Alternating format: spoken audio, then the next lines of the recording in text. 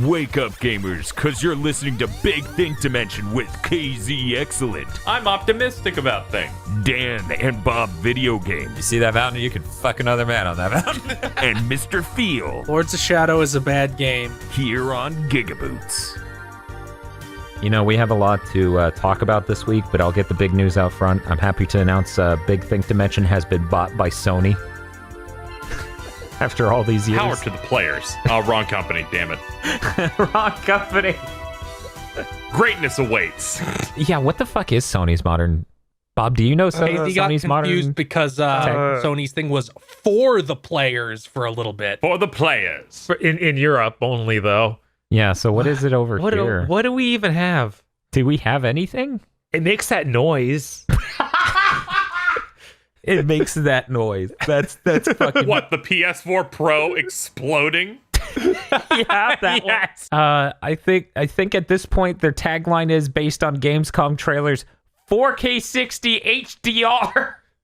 Yo, HDR is raw. I finally checked that out. Oh yeah, no, HDR is real cool. I booted up Spider-Man. Oh, yeah. Tried out the 4K HDR Yeah, and almost shit my pants. yeah, no, HDR is arguably more important than resolution. It's complicated, but it pops. it does. As it turns out, having a much more nuanced brightness range and color range is pretty fucking dope. Ghost of Tsushima's gonna look insane. Yeah. I'm glad that now that Sony's bought us, we can now be supported with HDR.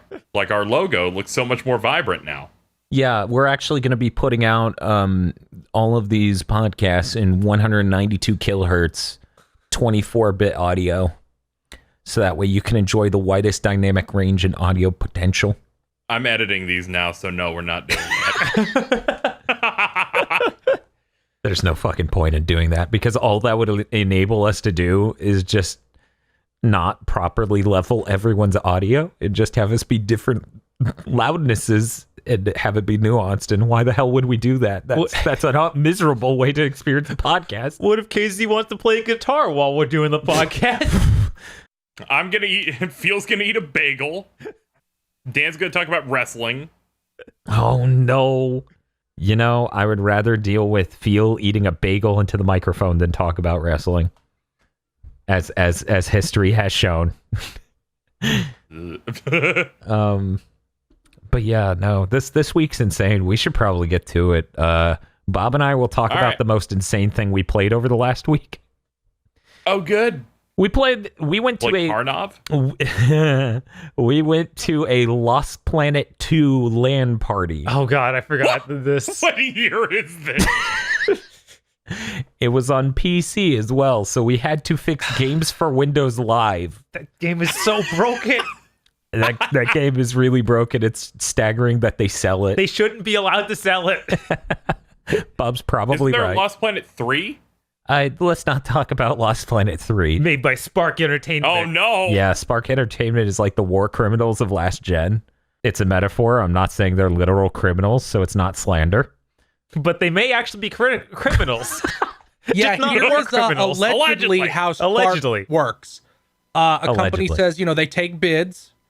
Spark bids like 40% of the next highest bid, and then they just make the absolute worst game you've ever played in your fucking life, like bullet in the brain levels of bad. Yeah, that's kind of I thought it. there's going to be a game called Bullet in the Brain. They also made Yaiba Ninja Gaiden Z.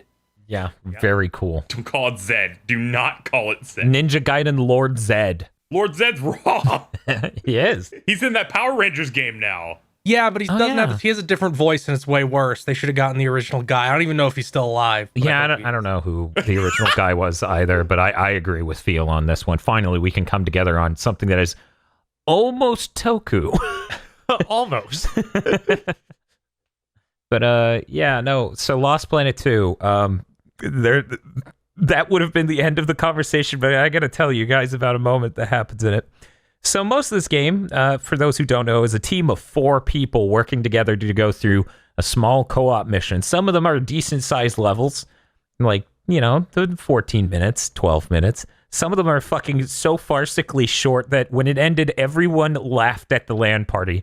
We did a level that was 2.5 minutes long where we basically shot people on a single bridge and walked across it.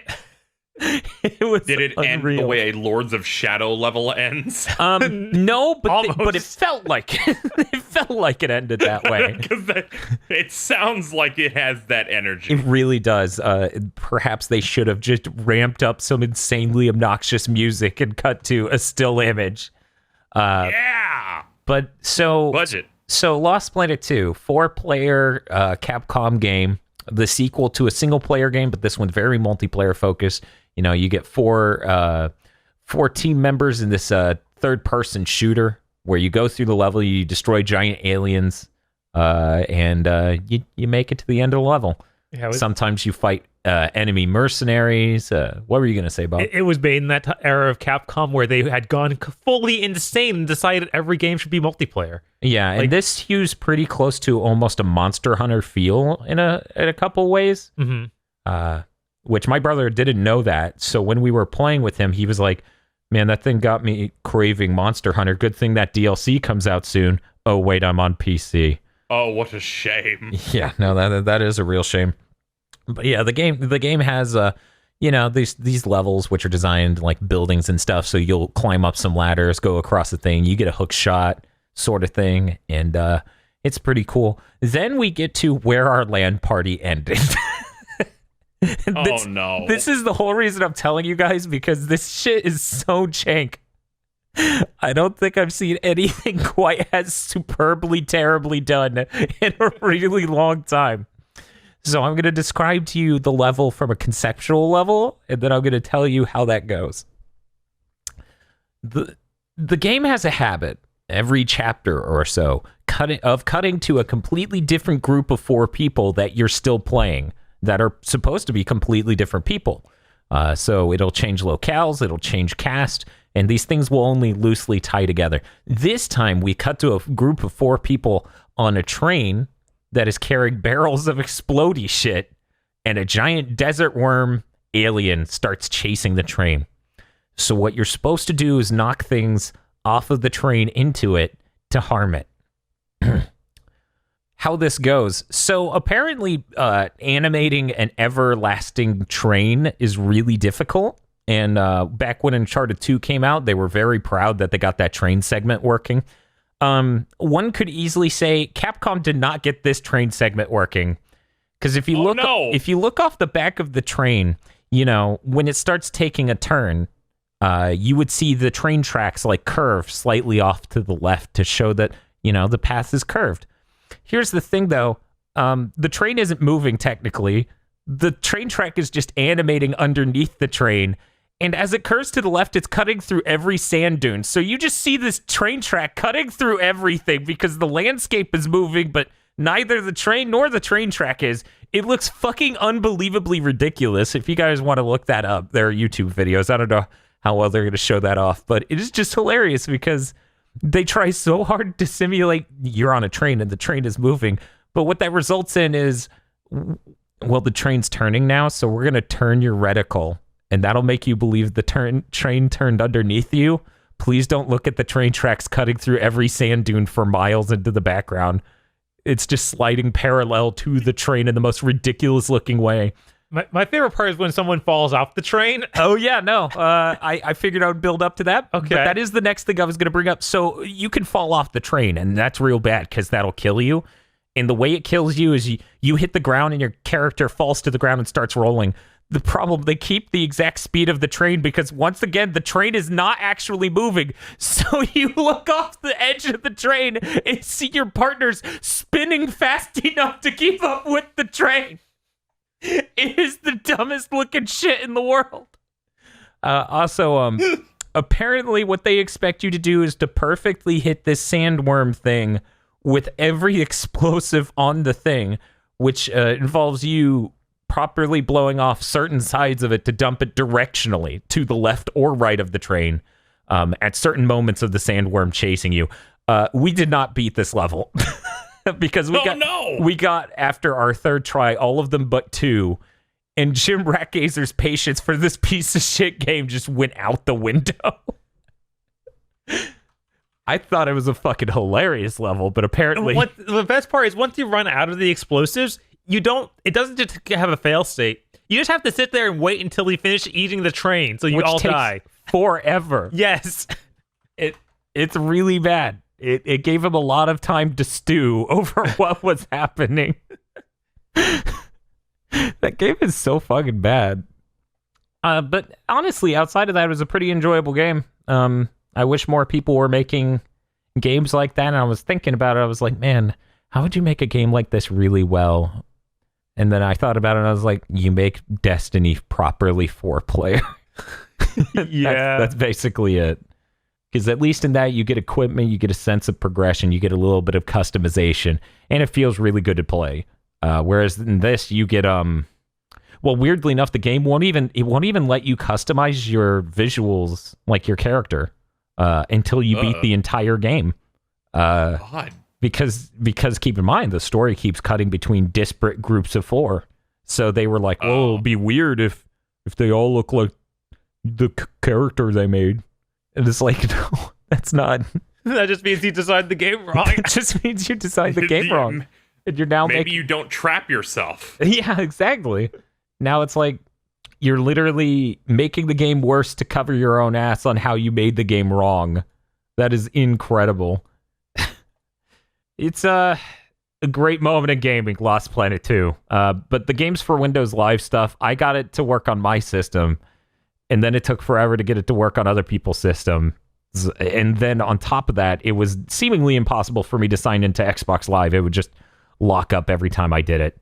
So I agree with Bob. They shouldn't be allowed to sell it in that state because you can't get it to work normally. You literally have to pull files from Microsoft's server, install them with administrative, what do you call that? It's administrative privileges. Thank you. I was like, administrative rights. Tried to pull up a YouTube video of this desert train to show people, and the first 5 minutes, the dude fails. I'm like, that's fitting. It's a great moment. Bob, we played something else in the last week. What was it? Not as a LAN. Did you join me for playing Cycle? I did not play the Cycle. The Cycle. But you played the Cycle, and I installed it. Yes. Tell us about the Cycle. The Cycle was shadow dropped during Gamescom. Like the big press event with Jeff Keighley showing off all the new stuff for Gamescom's opening week. Guys, I'm excited to announce I'm a digital cyber demon now. I'm invading your games. Oh no. Scary. But the Cycle, I can't remember who made it now. That stinks. But it's a first-person shooter. It's all online. The beta test is going right now, so they're letting everybody in. It seems to be the Fortnite mode before they added the Battle Royale and without the building. But yeah, that's made by Jaeger. Okay, Jaeger. Development, which... Spec Ops. Yeah, Spec Ops, the line. That may be the last game they're on record for developing. One moment. Yeah, I was like, I feel like they did one other thing after that, but maybe not. Dreadnought. I hadn't even heard of that. Neither have I. Oh, that's like you control. I think it's large spaceships and it's combat related. Okay. I think there's like teams and stuff. Okay. But yeah, the way the Cycle works, you spawn onto the planet. You can spawn either as a group or just going solo. You walk around this big world where it'll randomly spawn like material locations, like minerals and stuff. Okay. And then you set a harvester on it, and the harvester attracts enemies. So then you fight the enemies off of it to extract them. Yeah, that is a lot like Save the World mode in Fortnite. Yeah. Yeah, it's a lot like that, but there's no construction. So literally, it's just a kind of mediocre feeling shooter with nothing to make it special. So and then you can also you fight other players that are on the planet too. So it's also a game of avoiding them. What? Yeah, right? And if you die, you're just gone. So it's like a battle royale mixed with mineral harvesting. I only played one match. I feel like I might be missing something, but I don't think so. The best part when you play a game is when you go, there's more here, right? You get money for when you do the mineral stuff, like in the match, and you can use that money to buy other guns and things like that, like grenades, guns, and other upgrades for your character. But that seemed like the only thing you'd be using that for. And then the whole idea is, okay, you get the minerals back home. You can choose when you go into the match what company you're doing it for, and you build rank with that company. Oh, cool. And that's a neat idea. Yeah, no, I always love stuff like that. I don't know what else to expect from this, if they have another game mode planned, or if maybe this one just makes more sense if you're doing it as a group. I don't know. Yeah. It's bizarre. And then did you get extracted after 20 minutes, I think it is? So you need to make it to the extraction point without dying. There might be some way to escape early, but I couldn't figure that out. I'm just trying to imagine the pitch for this, and it comes off as that kid in the back of the car who's hocked up on dental drugs. Who's just rambling like nonstop in a completely run-on sentence. I'm like, Bob, please tell me this game makes sense. I don't like it. You describing it as 6 different games mashed together in a nonsensical manner. The tutorial I did, but oh yeah. You know how a lot of games have that thing where you have in-game preset voice command stuff, like if you have a button to hit to say something affirmative in game. Oh yeah. Like you get the command wheel where you press and hold a thing like in Overwatch, and you can roll to like affirmative or strike here. Okay, yeah, that. I did that in the middle of the tutorial. It seemed to just fully break the tutorial, and it stopped. Like it cut off what the guy was saying, and then no objectives appeared. It would seem to just be over. I was like, what happened? This is early access, right? It is. Okay, it is early access from the Epic Game Store. Which is the earliest access. Yes. It's that second layer of, you don't know what's going on, but you got them to pay you, so good on you, I guess. Yeah, I'm just very excited for the day it becomes Fortnite. Yeah. I'm glad a game's trying to sneak up on me with that for once, instead of just outright being like, yeah, I'm PUBG. Here I am. I mean, if it's trying to be Fortnite before Fortnite became a battle royale, it took Fortnite like 8 years to become that version of Fortnite. Yeah, I know. That's why this is already battle royale Fortnite, or mixed with old Fortnite. I mean, the funniest thing, I'm not sure I brought this up here. We did a secret, like, black box quick play of Fortnite early on, years before it became what it was. And we end the quick play with doing the default dance and all 3 of us groaning, thus foretelling the future of people editing that into everything. You're like, I hate this. Everyone else, I love this. This is so awful. How great. Me. This is so awful. End me. Oh, God, what was that ninja's dumb quote? It was like, yeah, ninja time or something. Yeah, he said some really dumb shit. TMNT pizza time? No, it was not radical. He didn't do the Fortnite dance and then go, hellacious. Okay, so it's not like that new Double Fine game, Rad. No, it is not like that. Oh, please don't talk about Rad. I start to become a raisin whenever you do. Oh, Phil, that's really unfortunate because the other game I played this week was Rad. Is this real? No, okay. No, I'm fucking with Phil. I'm fucking with Phil.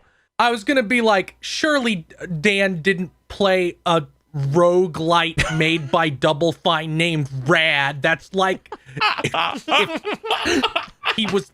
That's when I have a gun and am pointing between 2 Dans on a rooftop, and one of them's like, "Feel, I'm the real Dan. I want to go home and play Rad," and then I just shoot that one in the face. Hey, I'm the real Dan. I'm well rested. Yeah, no. Once I was relatively interested in that game based on a verbal description from another podcast until they said it's a roguelike, and I'm like, no, that's the fucking final nail in the coffin. I am not going to check that one out. When I heard that, I was shocked. I'm like, how did this happen? Yeah, I'm not. But infinite gameplay. Bob, I'm hoping to check out the cycle with you in the next week, so it that has way the maybe duo mode, so we could do 2-player co-op. Maybe next week we'll come back and be like, "No, guys, it's fine. Bob was hocked up on Quaaludes." Turns out the game makes perfect sense. Once he had his second match. Once he stopped doing the drugs. When a match that literally just has a timer for 20 minutes. Yeah, that's demotivating, I gotta say. Yeah, a little, but Maybe the whole idea is just get in, get out early. Like, I got 5 minutes, I got this material, I'm out. I don't want to die. I'm going to spend the next 15 minutes flossing on my air carrier. Reasonable. Mm-hmm. I played a few other things this week. Oh, what'd you play? Marvel Ultimate Alliance 3. I actually played more of right. that now. Another 10 minutes. Oh, good. Right, it's at 10 minutes. That game, I was really expecting it to do more with the combat. Right. It seems like every character has like a 4-hit combo, maybe 5 hits. No way of changing it. Just literally hit the square button or hit the X button 4 times, and then they do this set combo. And then the X button will do a heavy hit, which doesn't even affect. It's not like Dynasty Warriors where, okay, hit XX, then triangle, or sorry, then Y, and then you'll do a special move. No, it's just always Y button does this one thing. And then even in air, you get one attack. Like you have 2 attack buttons, they do the same thing. So it's incredibly simplistic, which I guess I should have expected from it having this many characters, but at the same time, like Dynasty Warriors have like 2 to 3 times this amount of characters and have a lot more to each one. Yeah. The only thing that makes a difference is you learn new abilities, like new spells, basically. You start with 1, then at level 10 you get a second. It looks like there are 4 total for each character. Okay. And each of those feel different. You can even combine them. Like, say you have Spider-Man, Spider-Gwen, they can combine and do like both speed doing their web shooting, and it does extra damage. But it doesn't really, it's not like a cool combination. Like, you know, you'd expect Iron Man and Captain America to like shoot his laser at his shield, and then that'd do a cool thing. But it's not like the Marvel versus Capcom Infinite when you have Bucky and Cap as your team, and it changes the level 3. Yeah, it's nothing that fancy. It's literally just, okay, they're both doing it, and it's powered up. Yeah, they're both doing it, the thing. Yeah. Not a special version of the thing. Just the thing. Yeah. But there's a glowy effect on it, and it does more damage. Yeah, that's unfortunate. Yeah. It still got some neat... what were you going to say? Go ahead. It's got some good voice actors and stuff, like Iron Fist is done by Johnny Yong Bosch. Steve Bloom is Wolverine. Always good. Yeah. That's always good. I heard in this game there is a lady whose feet get big. God. How did you hear this? From Bob going, oh no.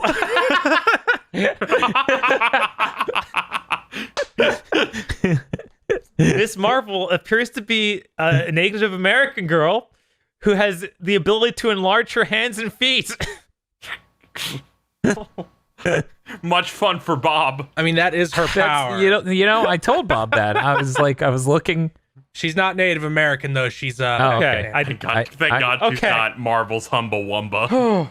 I was looking over when Bob was like, "Oh God," and I was like, Bob, sometimes you're faithful to the original material for better and for worse, and this is one of those situations. It's fine. Her hands just look grotesque when she grows them out. It's it looks weird because they start looking hyper realistic instead of like stylized. Right.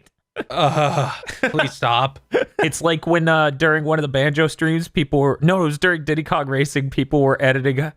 What was it? Which character had the hyper realistic hands? Was that nuts and bolts, and people were editing a gun into their hand? No, that was Banjo Pilot with bottles. Oh God, yeah, no. That's what it was. That's why we're like, why is the Game Boy Advance game hyper realistic hand?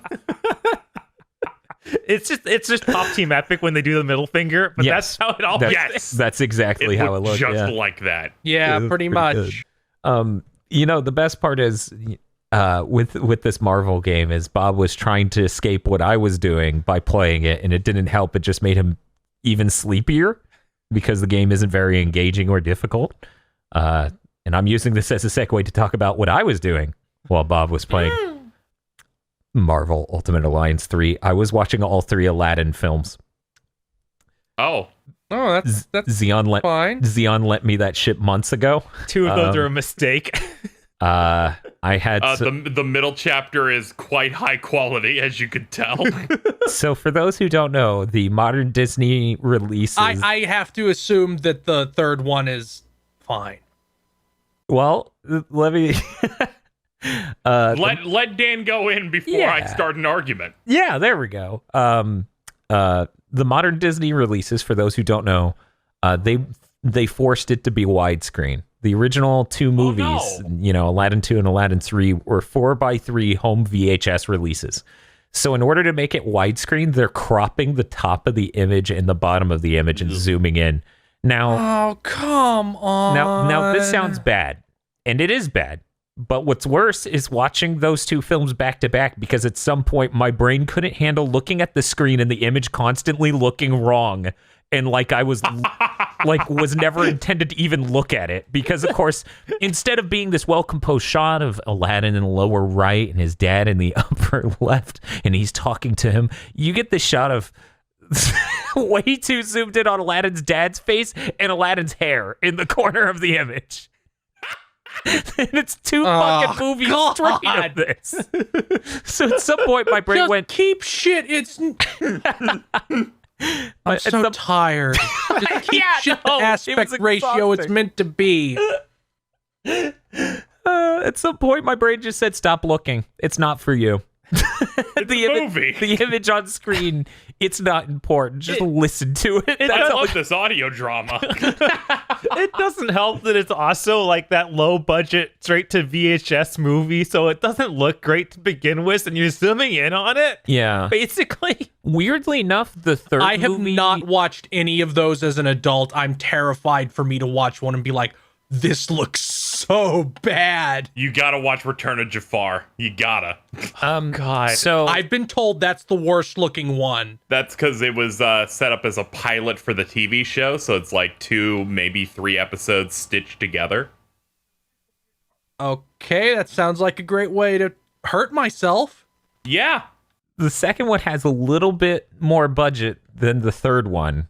The weird thing is Aladdin 1 actually is not one of the better looking Disney films. Like Beauty and the Beast has much better animation and stuff, this is something I didn't expect going back to it. I always thought it looked identical. But yeah, Lion King and Beauty and the Beast kind of look better. So already it was like, yeah, no, this looks good. It looks fine. And then you go to the next one where its budget is slashed. It's now zoomed in and cropped and oh God. I'm like, please, Jason Alexander, be funny enough to get me through this fucking film, because him as Abysmal is pretty good. For those who don't know, legendary name, Abysmal. What was it? Jason Alexander plays one of the gargoyles in Hunchback of Notre Dame. He's that guy on Seinfeld. He is also. You remember when we were playing Kingdom Duckman. Hearts Drain Drop Distance and you realized that Jason Alexander was in that game? Yeah, no, that fucking killed me, because literally right before that stream, I was in the middle of yet another one of those moments where you remember a thing exists, so you watch a ton of it. That was me with Duckman, because there's a lot of full episodes of Duckman on YouTube right now. So I had just watched a ton of those. Some. I've never seen Duckman. Duckman's pretty good. It made more sense back then, but you know, it aged better than Rocco, I would say. Speaking of which, I feel like anything with Jason Alexander in it is probably fine. yeah, because Jason As the Alexander's great. star, anyway. Oh, okay. I don't know how good Everybody Hates Chris is because he's in that. I have no idea what that is, and that's Everybody fine. Hates Chris is young Chris Rock, the TV show. I think that show's pretty good because isn't Terry Crews his dad? Yes. So I'm sure that show is fine because it has the scene where he tells the truth. He's imagining telling the truth to his dad, and Terry Crews is like, "Well, son, I'm disappointed in you, but I'm just glad you're all right." And then it cuts to the outside of the building and him going through the window.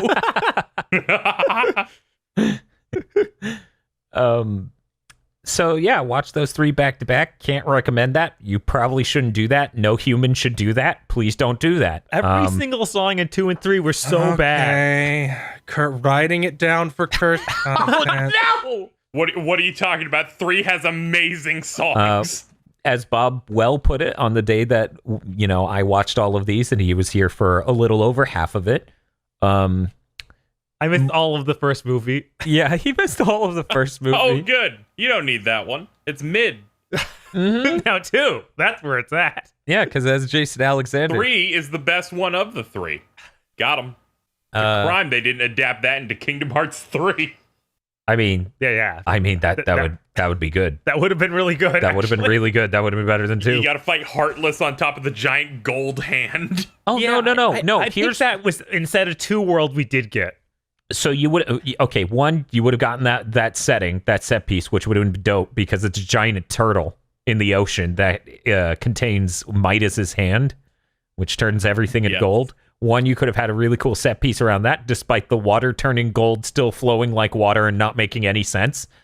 But more importantly than that, you could have had a Heartless version of the second in command of the Tribe of Thieves or whatever they're actually called. The guy who's constantly trying to betray the Aladdin's dad. That would have been really dope. Saluk. He's got a claw. He's got a for some Vega reason. claw. He's gray for some reason. He looks like he was a character they drew into Mulan and then just moved over to this film. Oh no. No. I'm like, are you supposed to be Genghis Khan's crew? What is your deal? You don't seem to look like most of the characters here. Oh, wow. That guy is holy shit. Yeah. He's so good. Iconic, some would say. No, not iconic.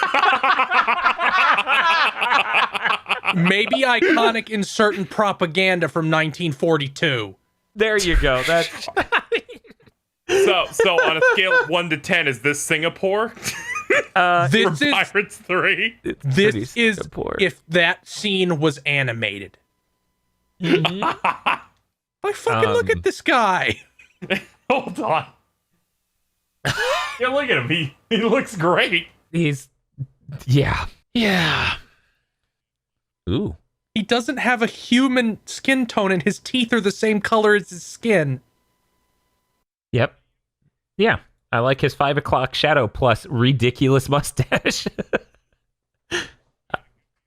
Oh, no, he didn't.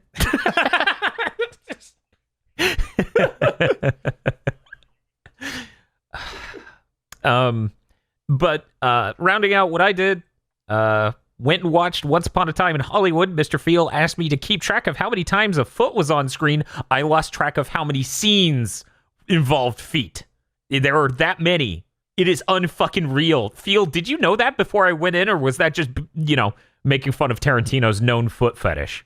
No, it was literally just a Tarantino feet joke.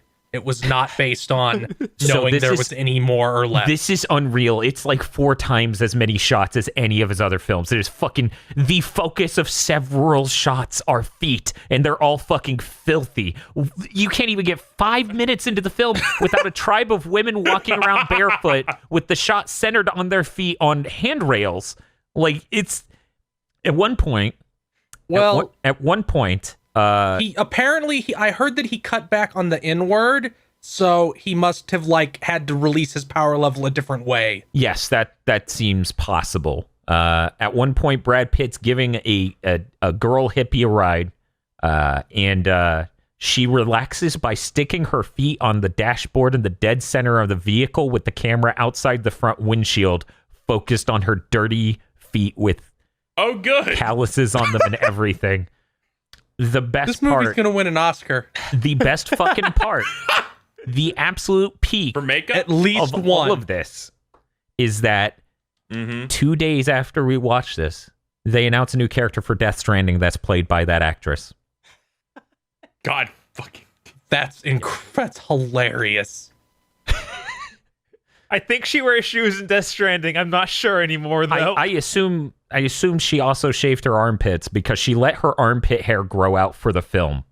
A thing that IMDb trivia let me know. They were like, instead of using a merkin, she actually just grew out her armpit hair for this shot. And the shot is overly egregiously, she's lying in Brad Pitt's lap and holding her arms up so that way it's the center of the shot. Armpits come up at least once a week in this group, and it's really disturbing. It's depressing as fuck. I hate to be the one bringing it in for once. Usually it's Feel. No, usually it's Bob. Bob is the one who brings up lightning. Look, I just bring up lightning. You're the one who brings up other parts of lightning. Guys, we can all agree I it's didn't Motomo create the Toriyama's character. fault. That's Motomo Toriyama's fault.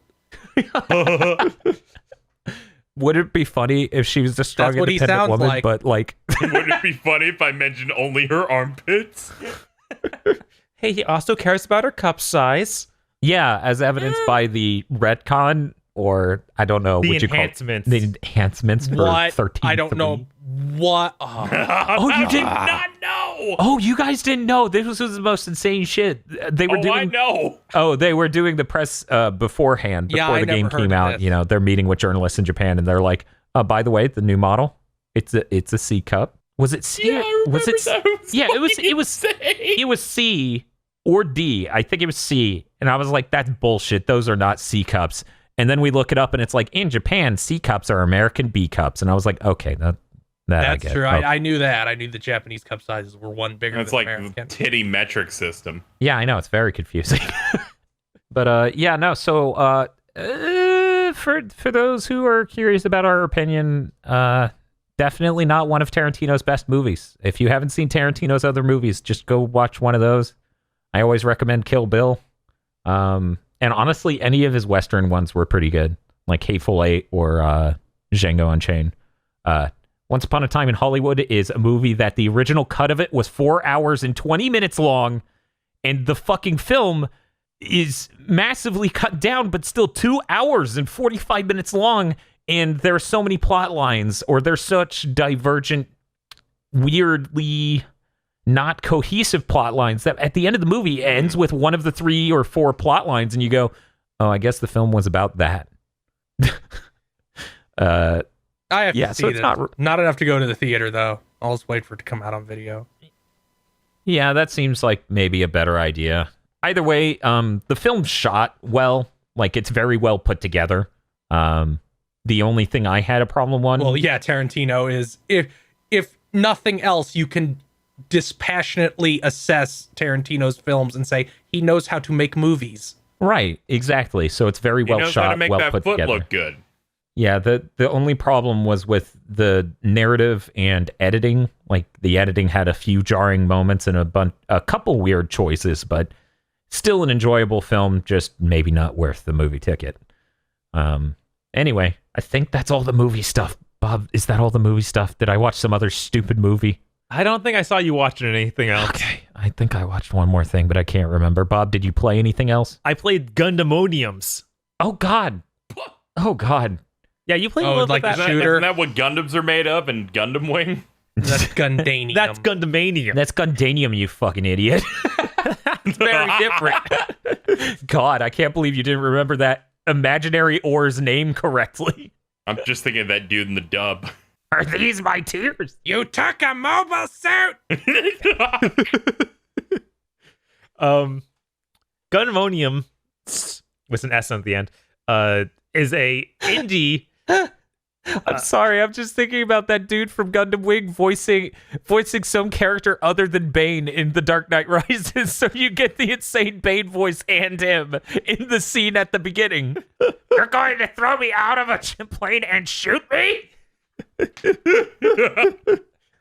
Sorry, in any case, Gundemoniums. Yeah. Side-scrolling shooter. In the vein of like Gradius. Mm-hmm. That style thing, kind of like Toho, but not Toho. It's like off-brand Toho, I guess you could say, because it's still like anime girls flying around. So Gundemoniums is a sideways That's flying like shooter. 95% of shooters. I know. Wow. But it's indie, so It's an indie one made in Japan by Platine de Positifu, which I always say it like that because that's how they say it in the intro to Bunny Must Die, because this is made by the people who made Bunny Must Die. Bob played the PS4 version, which is called Gundemoniums. It is a vastly enhanced version. It is, however, one we did a quick play of a long time ago. I just can't remember the original name. Bob, while I look that up, continue telling them about it. So yeah, you get to choose 2 different characters. One's like a character that's just preset. These are her abilities. She goes around with 2 Desert Eagles and gear that she shows at the enemies that slows down time when it hits them. It's a really good moveset. So that's my favorite character. But for this version, I tried out the other character. You can customize your moveset a lot like Gradius. Yeah. It has like 4 presets, where one gets like a laser, another gets a shot that like turns as you move the character. and you can mix and match them and even do other things there. Like one of them literally is the ability, instead of having a magic gear you show out, you hit the thing, it uses up all of your magic points, which you could normally use for things like showing that the time-stopping magic and stuff like that. But it makes it so you run into the enemy and do massive damage. Oh, that's cool. Yeah, it's neat. Okay, so the original PC version was Gundemonium Recollection because the sequel is called Gun Deadline. We did quick plays of that back in the day, but this one is heavily redone by the original guy, not ported by what was the name of that publisher? Rockin' Android? Rockin' Android. It's not ported by them. But I was talking to a friend because I didn't realize this had come out. And I was talking to my friend, and they mentioned that the translation in the PS4 version, which is available on the North American store, is absolutely hilariously bad English. Like, incomprehensibly bad in a hilarious way. I'm hoping that maybe we can get some sort of video up on the channel for that, because I just stopped cool trying game. to read them because it was completely... No. It's that bad. It hurts to Just try no. to read. Yeah. It's really something. Let me see if I could get one line from it. I don't know. But yeah, the game's been altered to be proper 16:9 support because it's that old of a PC game, whereas 4:3. It looks really nice. And I would like to note that the characters are named Aerith. That's the main one, who throws out the wheel of slowing down time. And Earl types, because they're a set. This one seems to have bare feet. Not sure if they all do. They do not all have bare feet. That one was customized to have bare feet. Okay, noted. Depending which weapons you choose will change the way your character looks. So I'm not sure which one causes bare feet. Bob, why do you keep playing all these weird games? One of them was a Tarantino film. And the other one was, it was Marvel. I didn't know.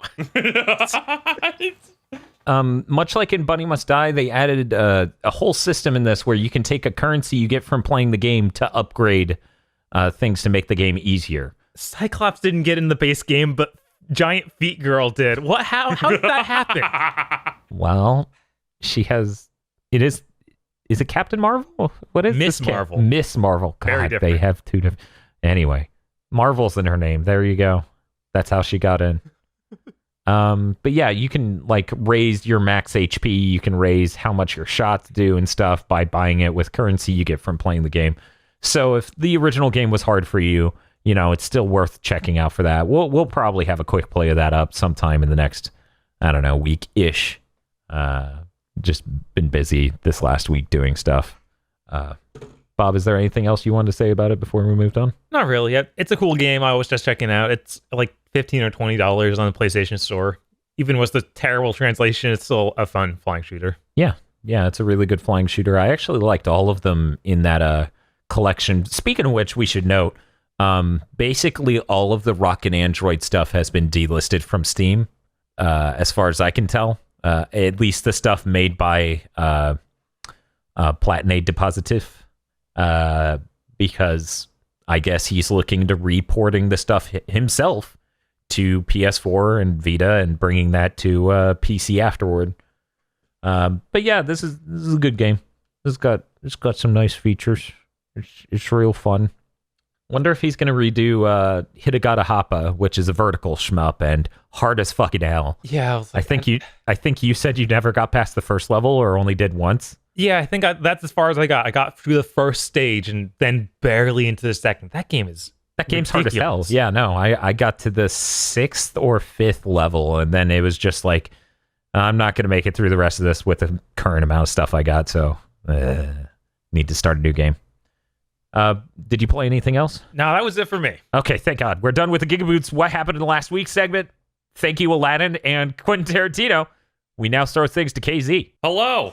Hi. I'm a person who lives. Allegedly. I'm starting see. to... This seems skeptical. I don't...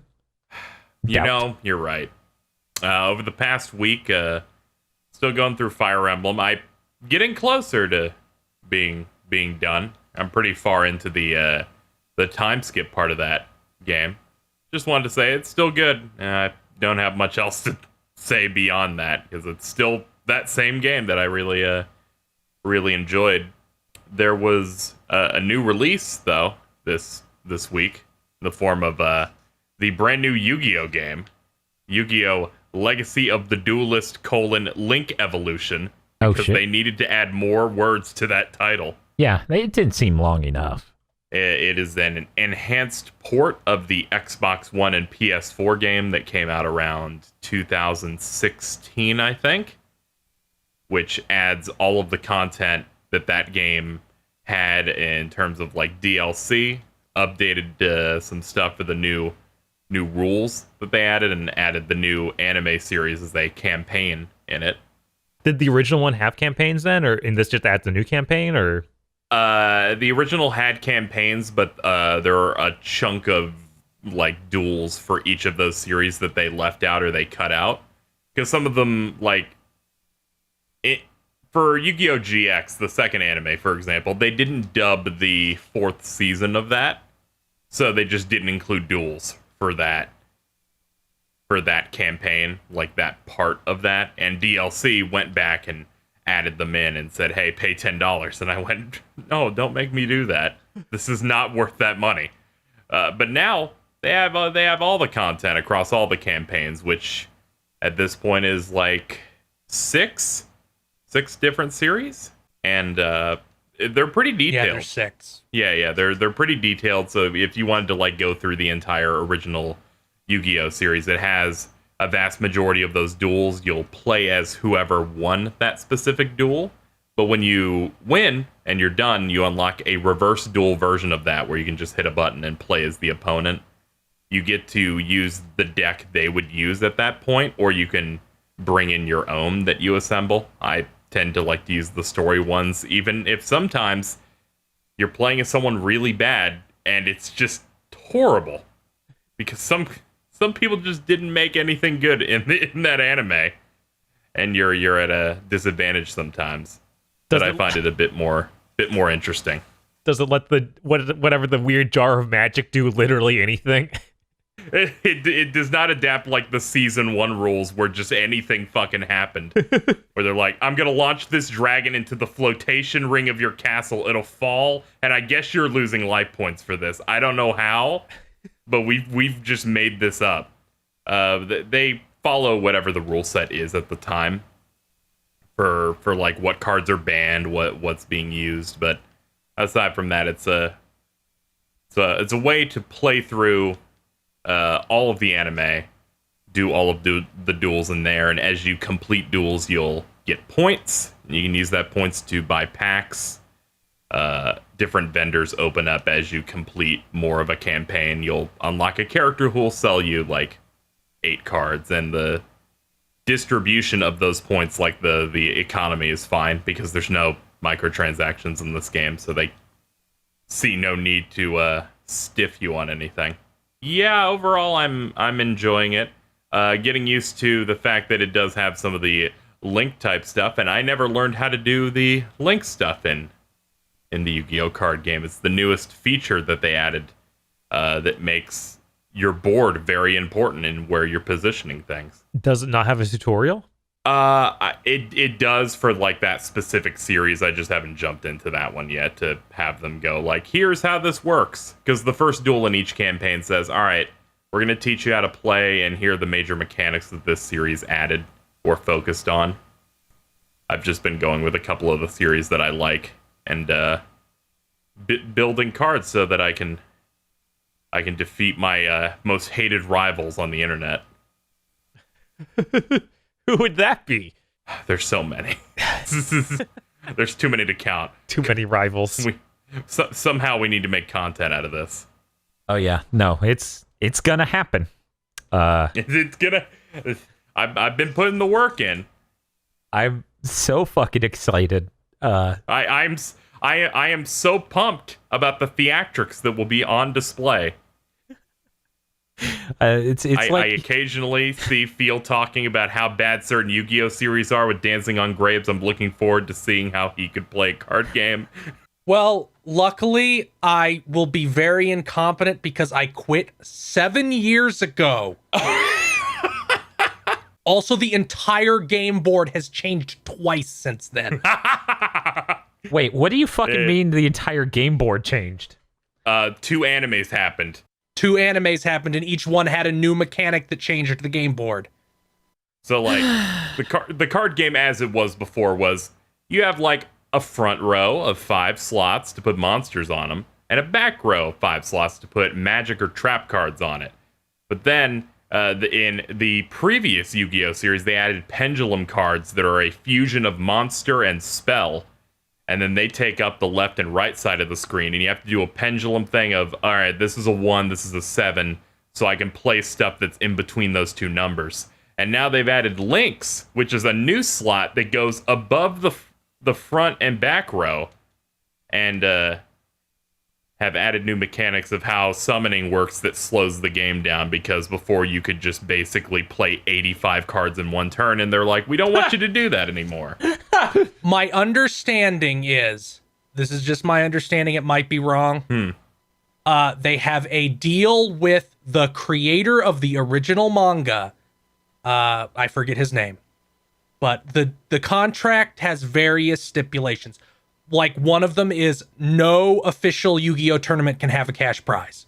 Because he does not want adults. He doesn't want, like, tryhards going in and beating up children. So it's always stuff like a gaming PC, a scholarship, a trip. None of them can have, a cash prize. Man, that seems cowardly.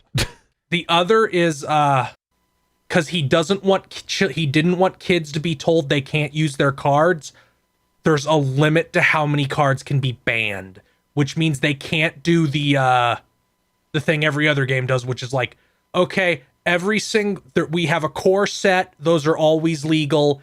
Every 2 years or whatever, everything is now illegal except for that core set, and then the new thing we release. Yeah, you can play most of the cards that continue to exist from back in like 2000.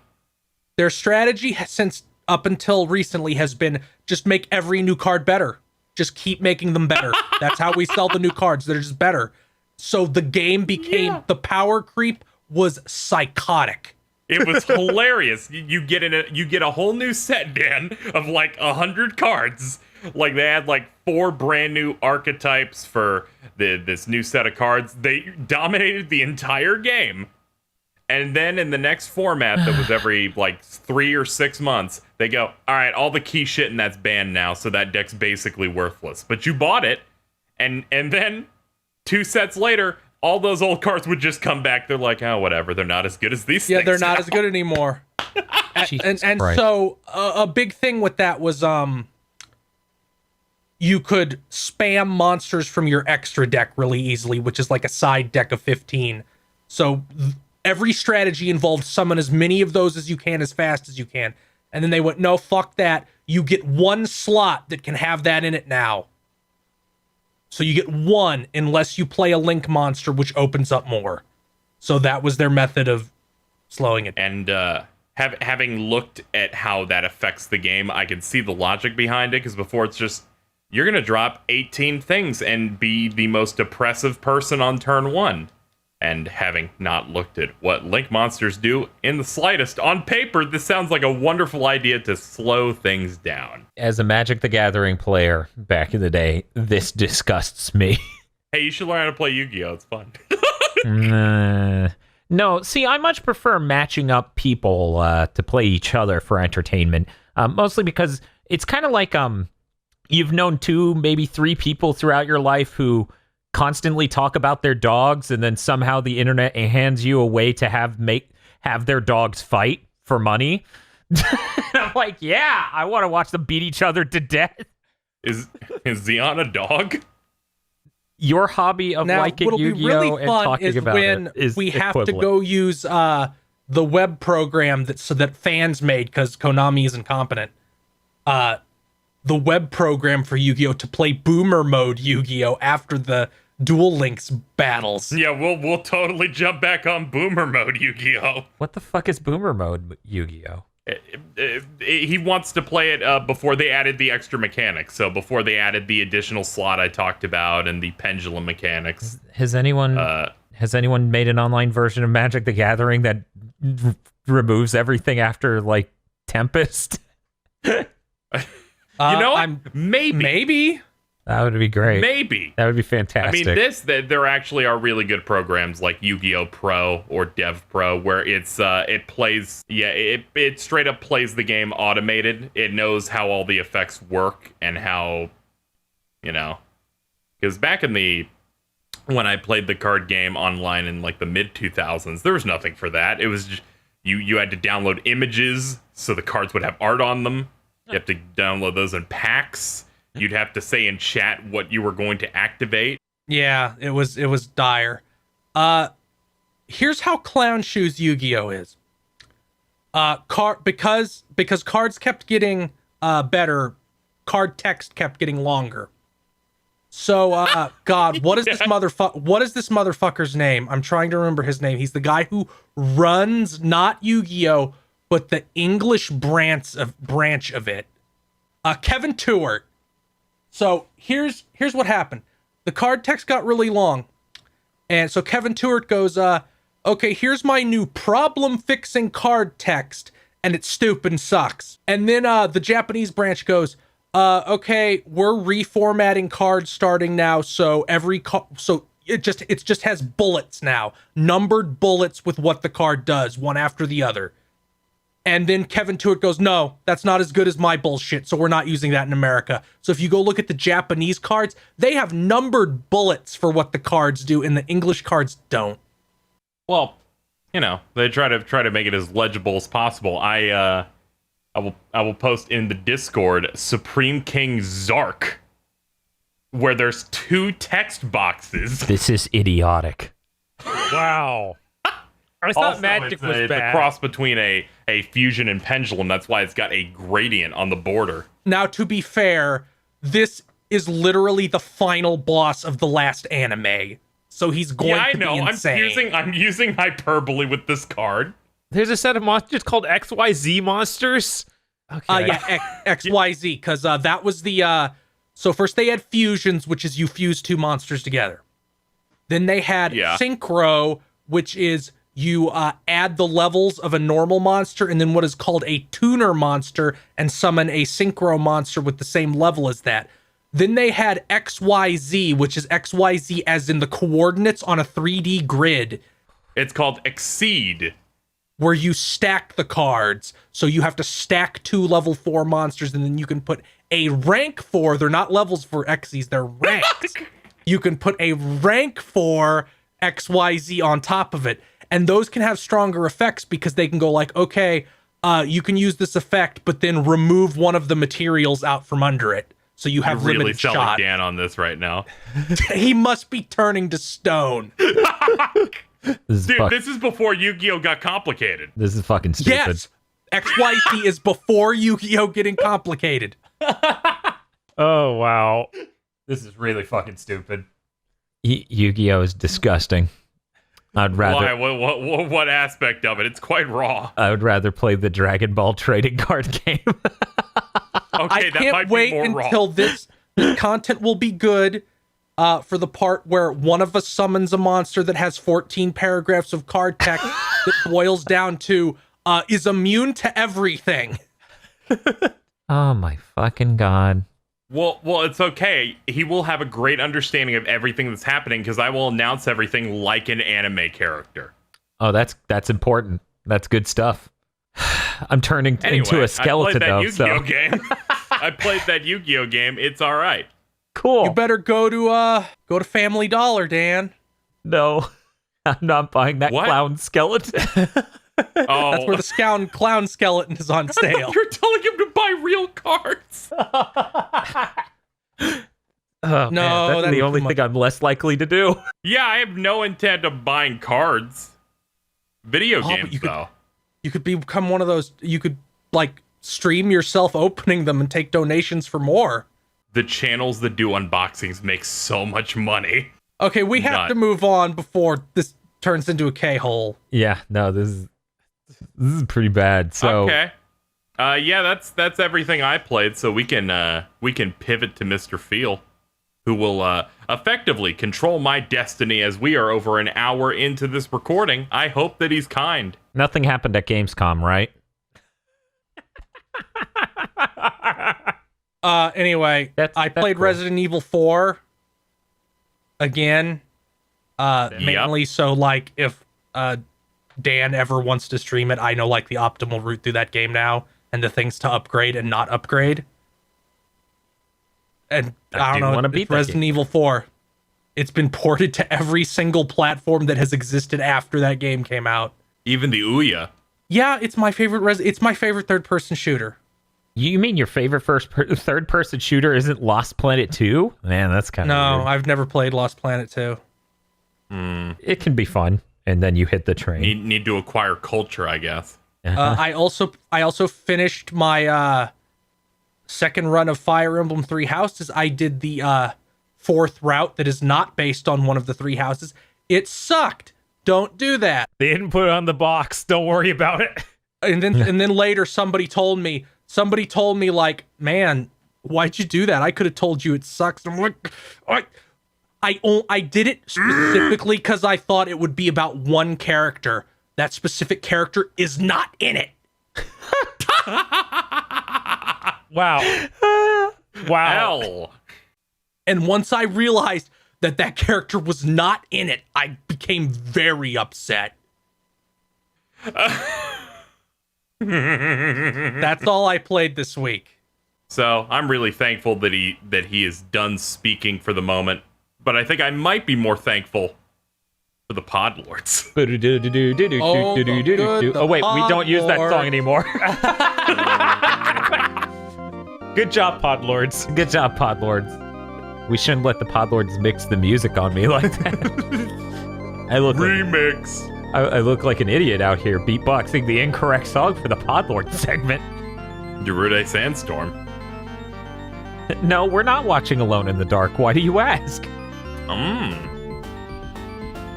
You're watching even more Kino, Aladdin and the King of Thieves. God. Love that film. Yeah.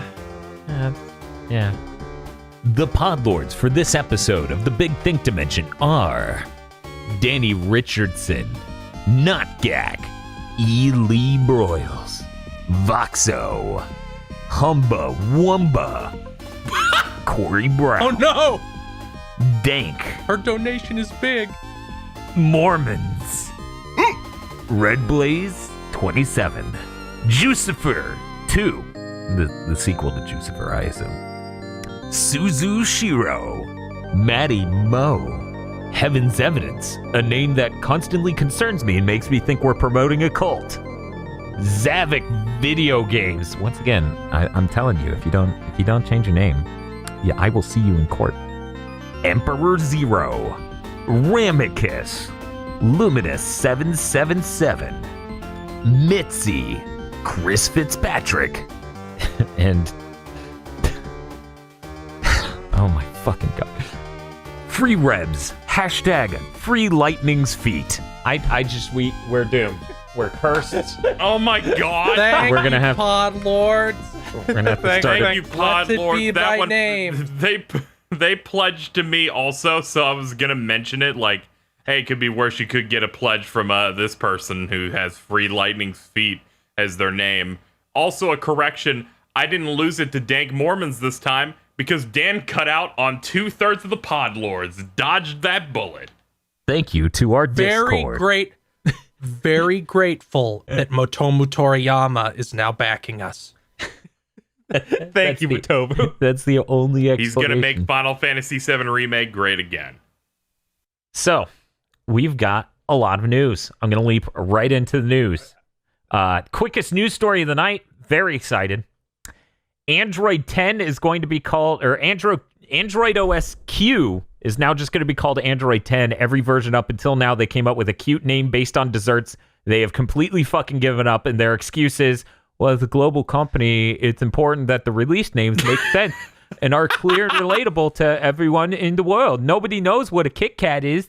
Nice feel impression. That was my Microsoft executive, Google executive impersonation, but okay. Jesus I feel like Christ. Google executives should just be played by Movie Suit. They just changed I the mean- name I of feel like Movie Suit is every executive. Stadia. Just changed to product that you pay us for. Did you see? I retweeted a clip of like the woman talking about cyberpunk in the most robotic tone possible. No, I've not seen that. We are so excited to bring Cyberpunk 2077 to Google Stadia. like they found a way to make it worse than the Reggie Animal Crossing New Leaf clip. Was that particularly robotic? I gotta go back to playing Animal Crossing New Leaf on my Nintendo 3DS. That just sounds like a corporate guy to me. I never really got that as being robotic or weird.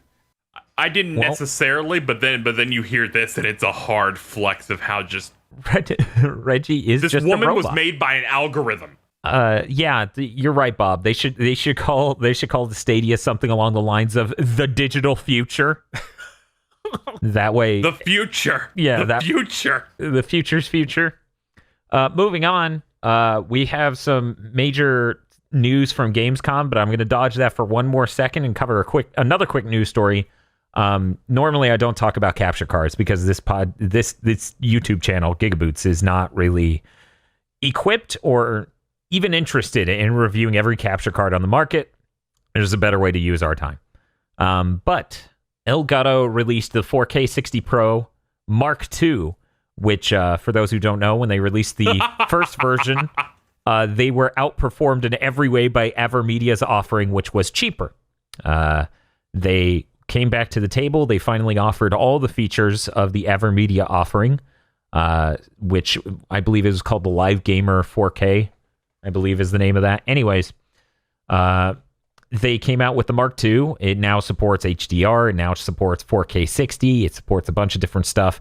But some of the performance on some of these seems stuttery, like their 4K 60 frame per second HDR stuff, even on high-end machines, has weird frame rate drops, and it won't report it to you.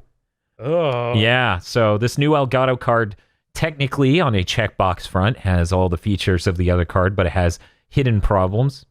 And it came out for $250, which was $50 cheaper than Avermedia's Live Gamer 4K capture card. Avermedia said, hey guys, retweet this if you want us to announce a new capture card tomorrow.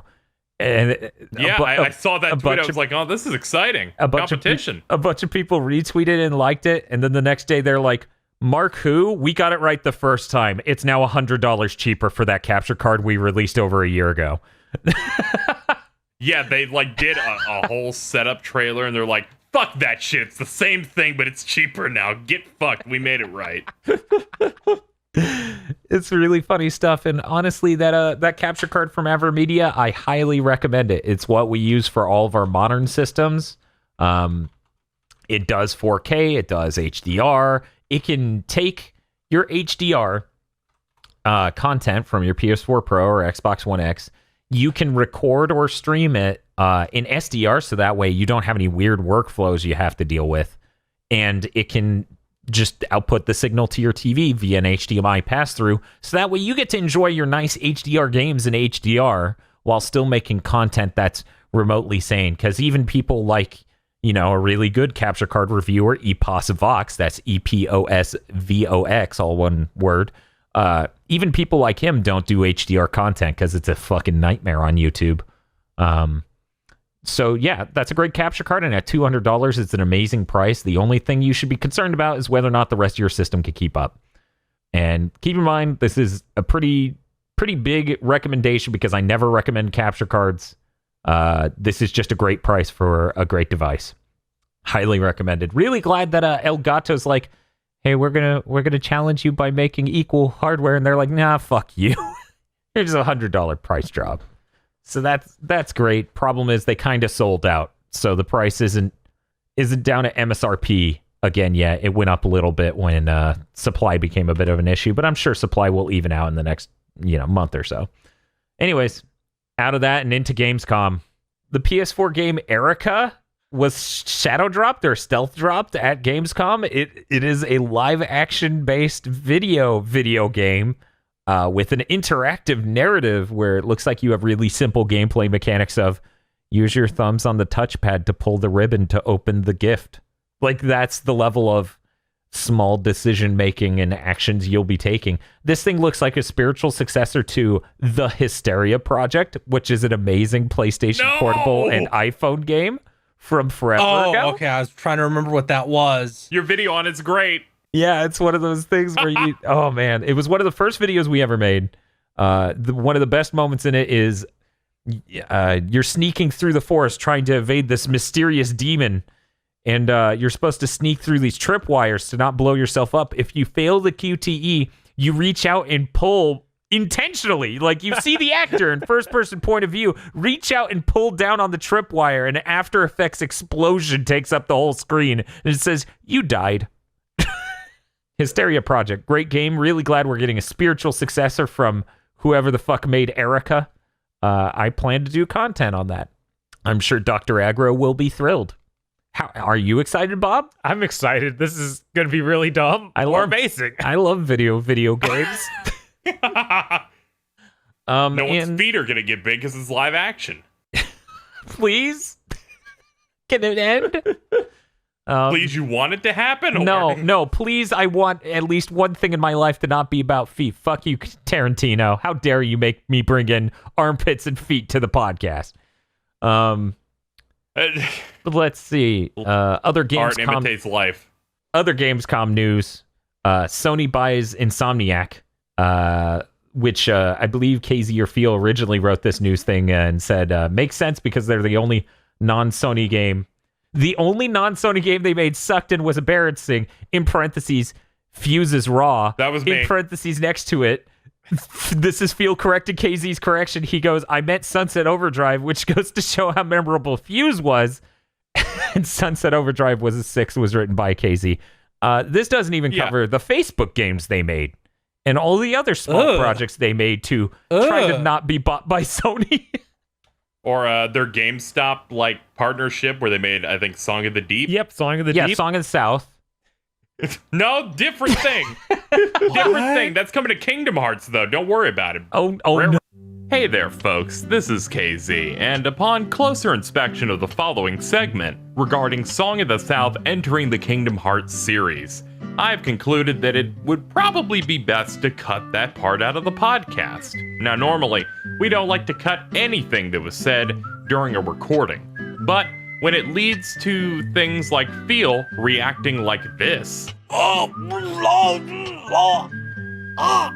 we tend to think that it would be best to leave that in the past and burn it if we must. I'll return you to our regularly scheduled podcast. Even though this is going to take 8 hours to edit, but at least I'll have fun doing it. Speaking of which, masterful bleep sound effect last week. I'm curious where you got that. It seemed like a really high quality source, maybe actual production, like broadcast standard. It's like, I know you edited it because of that. I'm like, oh shit, I did do that. KZ make a bleep sound himself again? Yeah, but this time it sounded really good because he has great audio equipment. Yeah, I'm sure SM7B really got the sensor just in there. It was very I was going to do that sensual. Or like a Pac-Man eating dots noise. But yeah, for those who don't know, Insomniac's literally been trying to stave off being bought by Sony the entire time they've been around. So for like 25 years, basically. Naughty Dog was bought by Sony at the beginning of the PS2 generation when they were like, hell, games are going to be really expensive now. We should probably just let them buy us and it'll be easier for us to afford to make the type of games we make. The main impetus as of late for this entire last generation where they weren't being bought by Sony was that Resistance 3, the way it was handled, maybe wasn't the best in Insomniac's eyes. Maybe they didn't give them the support they wanted or the marketing they needed. I don't know what Insomniac's talking about. We got to buy... Oh, God, what was the name of that game? What was the name of the movie, Bob, that came with a demo? We got to play a demo for Resistance 3 that came with a Blu-ray... Battle for Los Angeles? Battle for Los Angeles. What? The movie's Blu-ray release came with a demo for Resistance 3. To play the demo. Aggro bought that. Yeah, Aggro's a huge Insomniac fan. He's a fan of quality.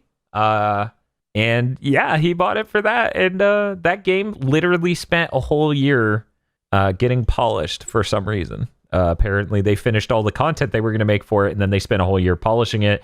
and Sony basically didn't even market it. The end of the PS3 was a lot of stuff like that for some reason. Within a single year, they released, Resistance 3, Twisted Metal, Starhawk, and one or two other games, and they basically didn't market any of them. It was really weird.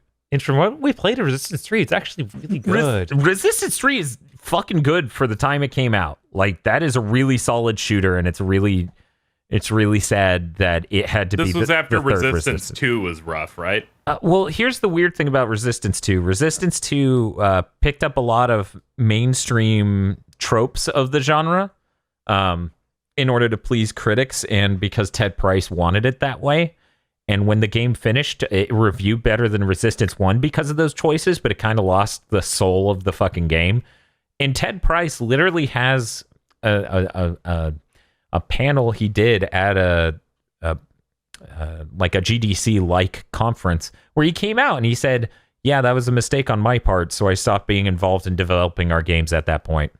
Everyone on the team told me I was wrong to force a 2-weapon system onto the game because they no longer had a weapon wheel. You could only hold 2 weapons at a time, and every level was designed specifically around those 2 weapons. And he came out and he was like, I was too heavy-handed. I thought I was right and everyone else was wrong. And when the game came out, his hands got really big. It was my fault. Yeah, that's what heavy-handed means. It means when you... I mean, honestly, Ted Price's hands are pretty big, honestly. Oh, no. Dude's huge. As in tall, big not shoes as in... to fill.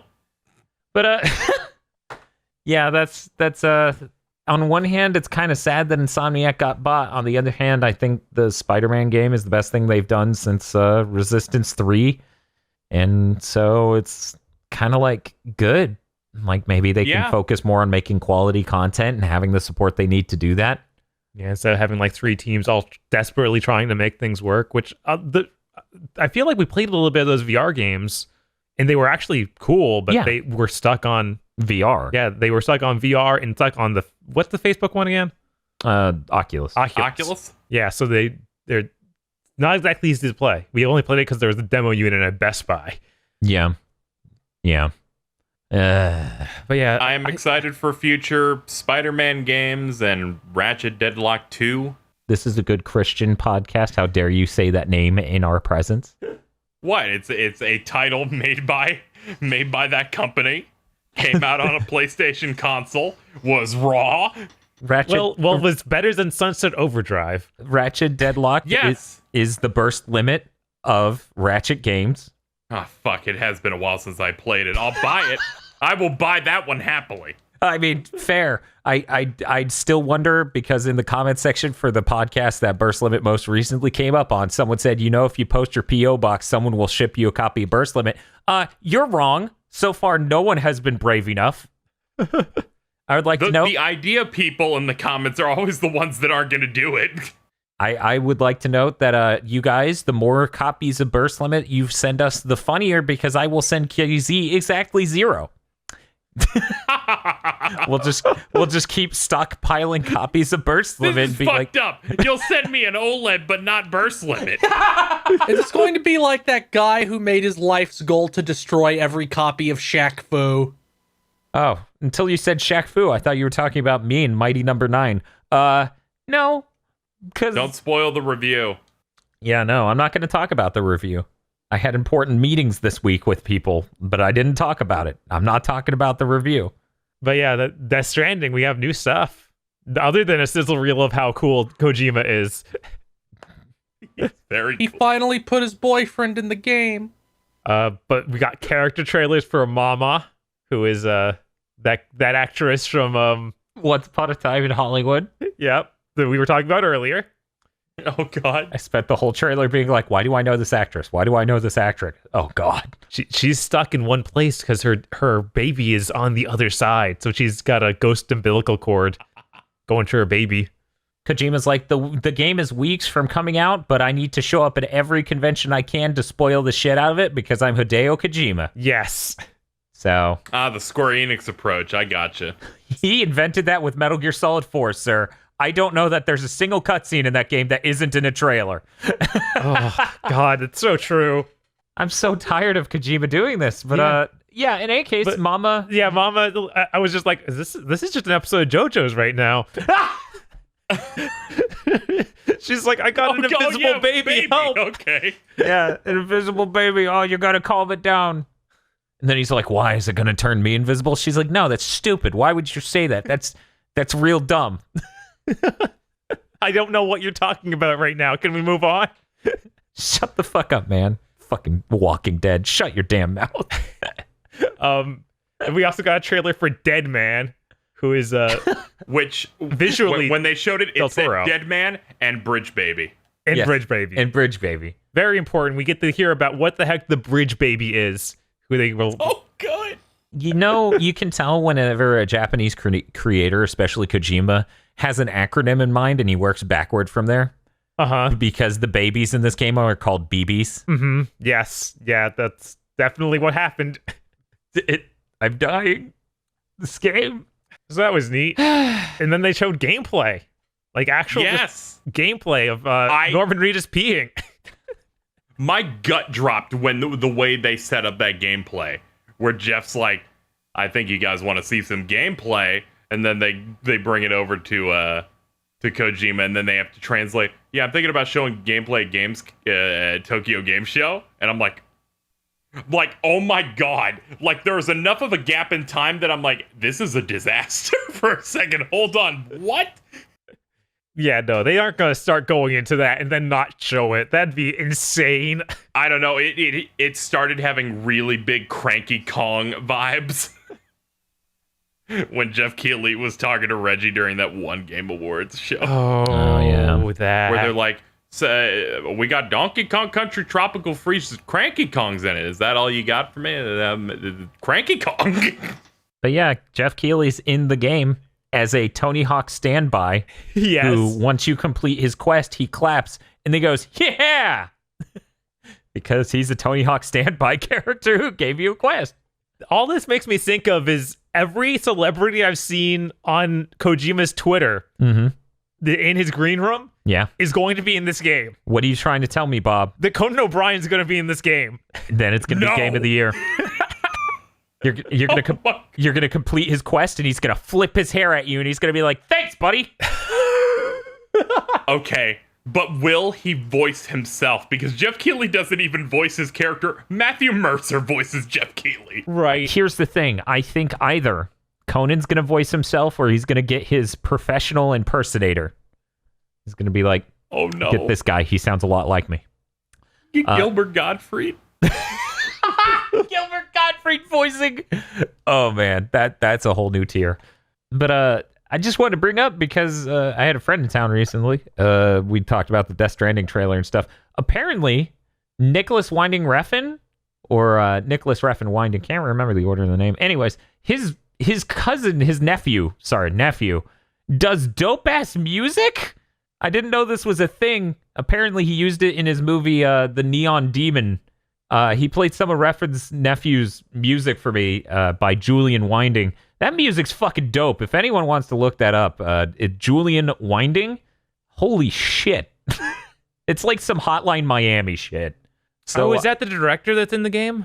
yes. Okay, I was For those like who trying don't to know, figure out what this was about. Nicholas Winding Refn is the director who plays the the other director who is in the game, not Del Toro. I can't remember. Die Hardman, is that which one he was? No, he is Let me look it up. the one that stops that only is awake for 30 minutes or something. Yeah, that one. But yeah, that dude's the director of Drive. Apparently, his nephew made music for his most recent film, which is dope as shit. So feel free to look that up, anyone. I just thought that was fucking weird. Dan, I have a question about Death Stranding. Oh, please don't. No, what? Fine, Bob. I have a question about Death Stranding. I could probably answer it. I figured out the entire way this game is structured. What is Death Stranding? Are we gonna have to do a gamer premonition on this? I don't want to spoil it. As Feel kicks in with Death Stranding is the new clusterfuck from Hideo Kojima. In it, you Are we doing that? Are we doing an episode? We're gonna leave that up in the air. Yeah, We're so gonna I have an idea of what this game is. we're gonna I'm not gonna spoil it. we're gonna let the intrigue build. on whether or not we're Dan, doing that. We have to do it now, because if Bob has an idea, it's probably right. It's probably right. It's the second game in the Final Fantasy VII Remake series. It'll be really fucked up when that releases one day before the game comes out, because Sony does Friday launches. Oh. At that point, we have to do it like the week before or something. Mm-hmm. Exciting. Of course, he will have shown us the entire game at that point. Yeah, that's the number one reason why I'm not interested in doing a fucking gamer premonition before it, because like he's gonna show the game at Tokyo Game Show and it's gonna be the game from beginning till end. Oh God, you're right. Maybe if we do it immediately after Tokyo Game Show. Yeah. Maybe he made it this confusing so he could show us everything and we'd still know nothing. Oh no, that's not Kojima, sweetie. I wish it was. I thought 4 was gonna be that, but no. Everything he showed for 4 was like, wow, how does this fit into the universe? It's just a thing we did for one cutscene. Gotcha. But yeah. there's news other than Death Stranding, though. Oh, okay. Let's talk about that. For the love of God. We finally got a release window for Golem. This is the game made by former Bungie members, including Marty. What is it? Marty O'Donnell? Marty O'Donnell, the composer. They're making a PlayStation VR game. Comes out this fall. It's called Golem. You play as a golem? You play as a bedbound woman who can't see, and it controls the golem. So you get to play as the golem first person. Yeah, it's a very cool game. Yeah, I've seen that. So we got a release date, you said? We got a release window. Okay. Fall this year. So it's coming in the next few months. Good. That game looks better every time they show it. Right? I'm really excited because last time we saw it, they were showing off the combat that looked kind of clunky, but that was like a year ago or something. It may have been even longer. Maybe. Yeah. Contra Rogue Ops Core. Is it Rogue Ops Core or Rogue Core? Rogue Core. Okay. Man, I just threw in another word there. Rogue Ops Core. just so we're clear where that came from, Bob. Rogue Ops was a really bad PS3 game, yeah. PS3 downloadable game and 360 downloadable game. In any case, tell me about Contra Rogue Core. They adding a PvP mode. Bob, stop telling me about Contra Rogue Core right now. Yeah, sure. Oh my God. It's like soccer. It looks terrible. It looks absolutely terrible. Let's move on. Oh, that's sad. I'm actually really positive on this game. I'm sure you have other good games to talk about, so yeah, this won't Bob, be a problem. talk about your other great games you want to talk They about. also finally showed us some gameplay footage for Battletoads. Bob, please stop talking about games. Okay, I looked at this gameplay, and I went back into these notes and typed Rut-Row. Yeah, it is. I'm really happy that has the same sound design as Banjo-Kazooie, where shit is making noise at every single instant of always. Yeah, the music is bad. Everything looks slow. It looks miserable. It just looks like the worst beat 'em up imaginable. My idea of how they went about making this, right, is, all right, we want to make some really lavish animations that fit what you would imagine the Battletoads fight and look like, right? They do that, get it going, and then they're like, all right, we can't make it that deep. We can't make it look that good. So they slashed it back, and then they go, oh yeah, we got to make these animations blend well with gameplay, and they went, oh, we can't do that. Because every cool attack I saw whiffed. Like, the hit detection looks horrible in that game. It looks so slow and like you move like you're in mud. Yeah, that's a major problem I have with it. You move slow as fucking molasses going down a tree in fucking winter. Like, I could almost tolerate that, but the sheer amount of attacks that just missed made me go, that doesn't feel good. That I'm getting mad looking at it. Casey, you need to understand that you need to be on the exact pixel of their depths. Yeah, it's just you have to line up. Battletoads wasn't like a very amazing beat 'em up series anyway. No, it's made by Rare. True, platform's really where they got their stride in. That and Slalom. But it just looked depressing. I'm not surprised because we found out that the dev on it at E3 and was just like, oh, this is the only other thing they made? That's atrocious. So I was a bit more optimistic, like, oh man, maybe they'll polish it up. It's like, it would be really weird if they had two really lavishly cool-looking animated exclusives in the form of Cuphead and Battletoads. And, oh god, why? This is like the inverse of Cuphead. It looks horrible. Looks like it plays terrible. Yeah, So for those who don't know, in the original Battletoads, you would do a bunch of hits really fast, and the finisher hit for your combo would be a transformy thing where your hand would become a giant mallet and you'd smash them into the ground. Your foot would turn into a boot. Yeah, it would turn into a Cool big boot. impact. Yeah. So Also, most of that game was not a beat 'em up. yeah, a lot of it wasn't. Like 90% of it wasn't. I never made it that far, so I can't speak to that part. But Maybe the developers didn't make it that far and decided to beat him up. I had a game Genie. There's the first level's a beat 'em up, then less than 20% of like 3 other levels are, and everything else is insane gimmick. yeah, That doesn't surprise me at all. it's That made by sounds like Rare. a rare game. Yep. Yeah. So in this game, you get a button where if you press and hold it, you do an instant transformation move. So you don't even do one hit before you transform. It looks like your normal hits, the fourth hit will always be a transformy hit. There's so many animations. I heard people complain about it, that it looks too Cal Arts-y, which I never agree with that complaint. That's dumb. Lots of fine artists went to Cal Arts, but it does have a really clean visual style compared to what you would expect from Battletoads, so I can sort of see where they're coming from. Yeah, you kind of expect them to go more of a like heavy metal You're sort of right. look with it, because Like, it was gritty. Yeah, Battletoads was hardcore edgy. Mm-hmm. Yeah, that game doesn't look very promising. Hey, Bob, tell us about the other great games from Gamescom Yes! that you have to tell us about. We got to see 18 minutes, solid 18 minutes of gameplay of Marvel's Avenger. Oh god, that was only 18 minutes. I'm going to be honest, I watched that and felt like it was fucking an hour long. It was an passed out epic. over- We need 3.5 to make an minutes. exchange out of what we have written in the notes for this game. Okay. You guys should just read whatever parts you wrote. So, Bob, you lead. Yes. Well, Because you wrote the news story. I did. So I we'll already start read with that. Uh, You should read it verbatim. Sure. Marvel Avengers game releases 18 minutes of footage. Do we know what the game is yet? Kind of. Somewhat kind of rawish. There you go. Now we have everyone's opinion, I think. I watched the footage after reading this.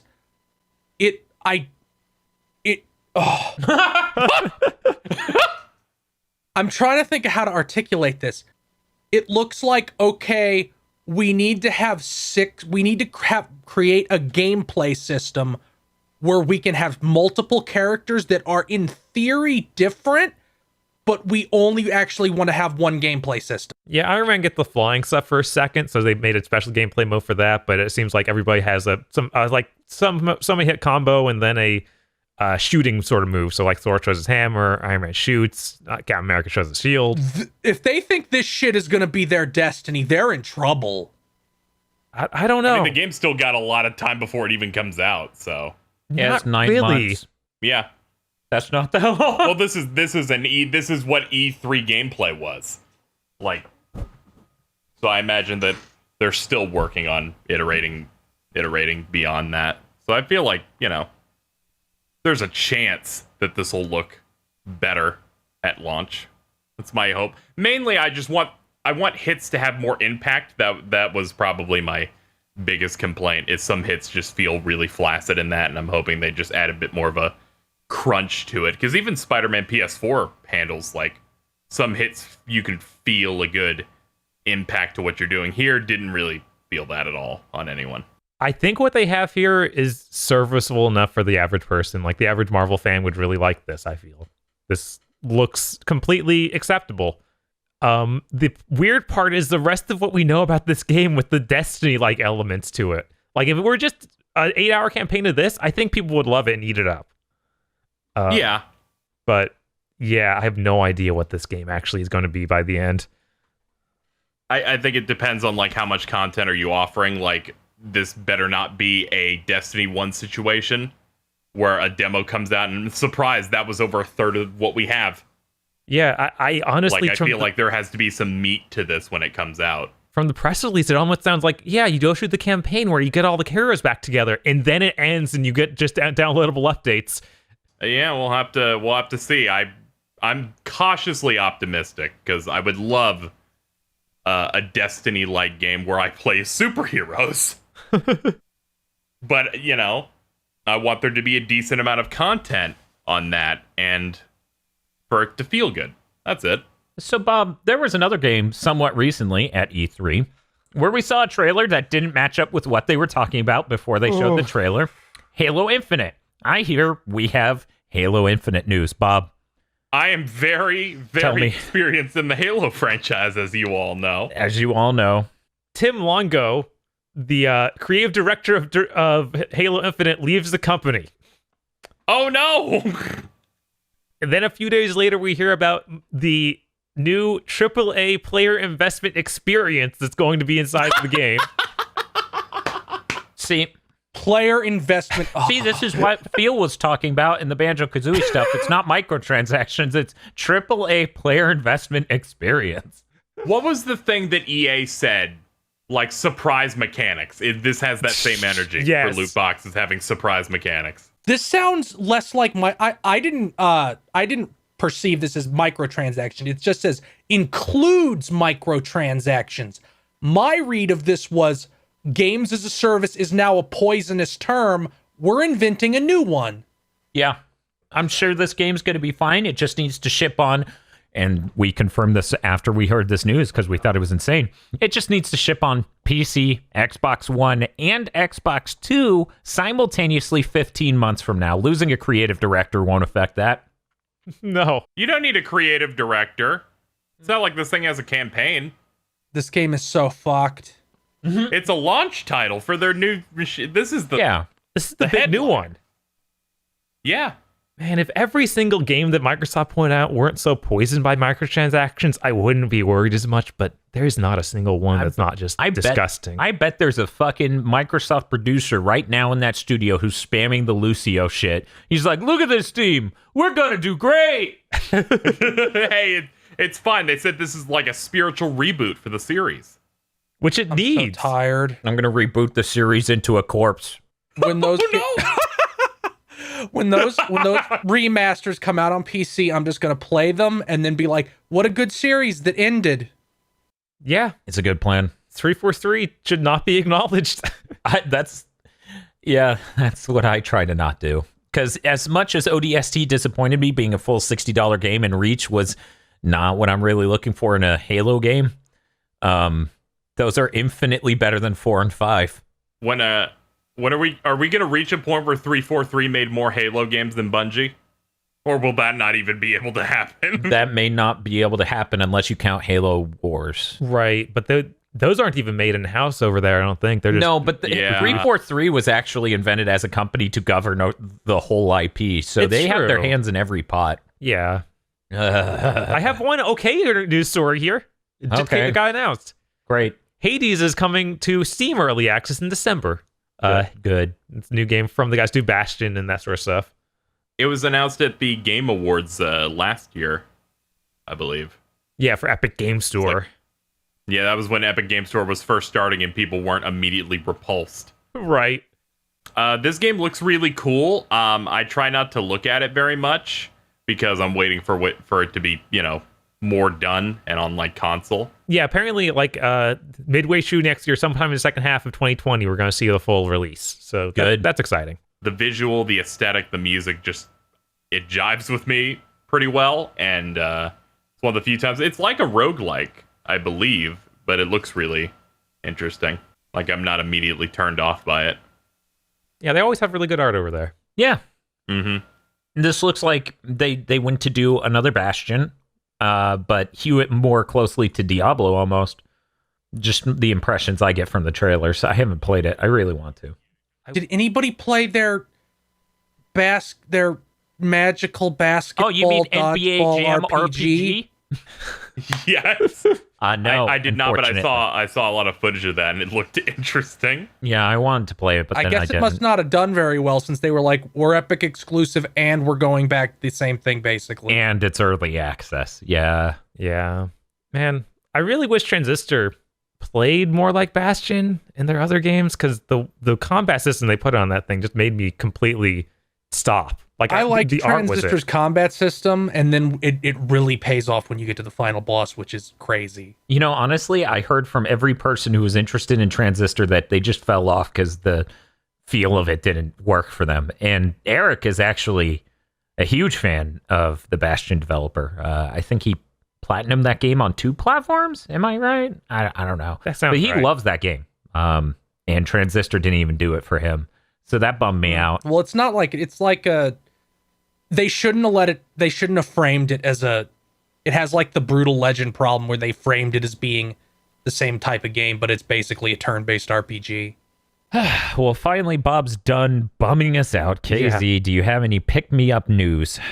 Well, I have one where I have a curious cat that I respond to questions on my Twitter with. And someone literally said, make sure to bring this up on the podcast if Field didn't have it in the list. And I was like, all right. And then I had to research what it was. So there's some game called Pester Quest coming out soon that's supposed to be a part of the Homestuck universe or something. And they wanted to make me aware that was happening. A 13-volume episodic visual novel created by Andrew Hussey. Who's Andrew Hussey? Let's see. I don't think I've gotten any. I don't think I've gotten any emails about that. It's sure great that this Kickstarter that I backed money for has all these side projects that they don't even want to mention to the backers because they have no intention of giving to them for free. Now, the way it was described to me in this Curious Cat was, make sure to mention this so Phil can feel the burn of that $255 he spent. What the Oh no, fuck? I fucking felt that burn already. Who cares? What the fuck is going on? Volumes 1 and 2 of this are releasing on September 4th. So, here's what happened, Dan. They did the Kickstarter for the Homestuck game. The creator of the new Bard's Quest robbed them. Then they put together their own studio to make the game. They were all incompetent, so they used up all the money. So they had to release episode 1. Nobody bought episode 1. So in order to try and create the funds to finish this fucking adventure, they started producing tons and tons of garbage. Like, they produced an 18-part dating sim where you have to buy the parts individually for $3 a piece. No tier of... I backed $255. They never even fucking mentioned this to me in an email. Because they're not giving you this shit. Same for this one. This is going to be a bunch of parts. They're not giving you this shit. Buy it and fund the rest of the game you paid for. Yeah, this is picking up where Friend Sim left off. Those were the dating sims. My heart is frozen. Homestuck sounds like a nightmare between this and like the epilogue shit that came out about that. And the epilogue where Andrew Hussey went, all the characters you liked are now bigots. Fuck you for supporting my thing. This is awful. I have good news if we want to pivot off this. Sure.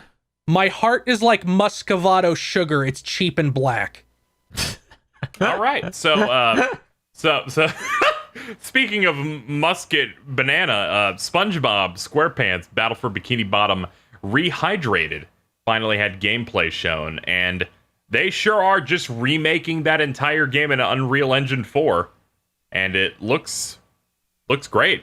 As someone who just wanted them to touch it up a little bit and put it on modern consoles, this is way beyond what I would have wanted, and I think it looks good. They're recreating the cutscenes, and they're mixing in new dialogue, like new recorded stuff with some of the old stuff, and of course bringing back content that got cut from the game. They're just putting it in. Like, there are entire levels that the THQ initially wasn't able to put in the original game, and that's happening. And it looks good. That's a solid Mario 64-esque platformer. You collect golden spatulas instead of stars. For some reason, I thought this was a racing game.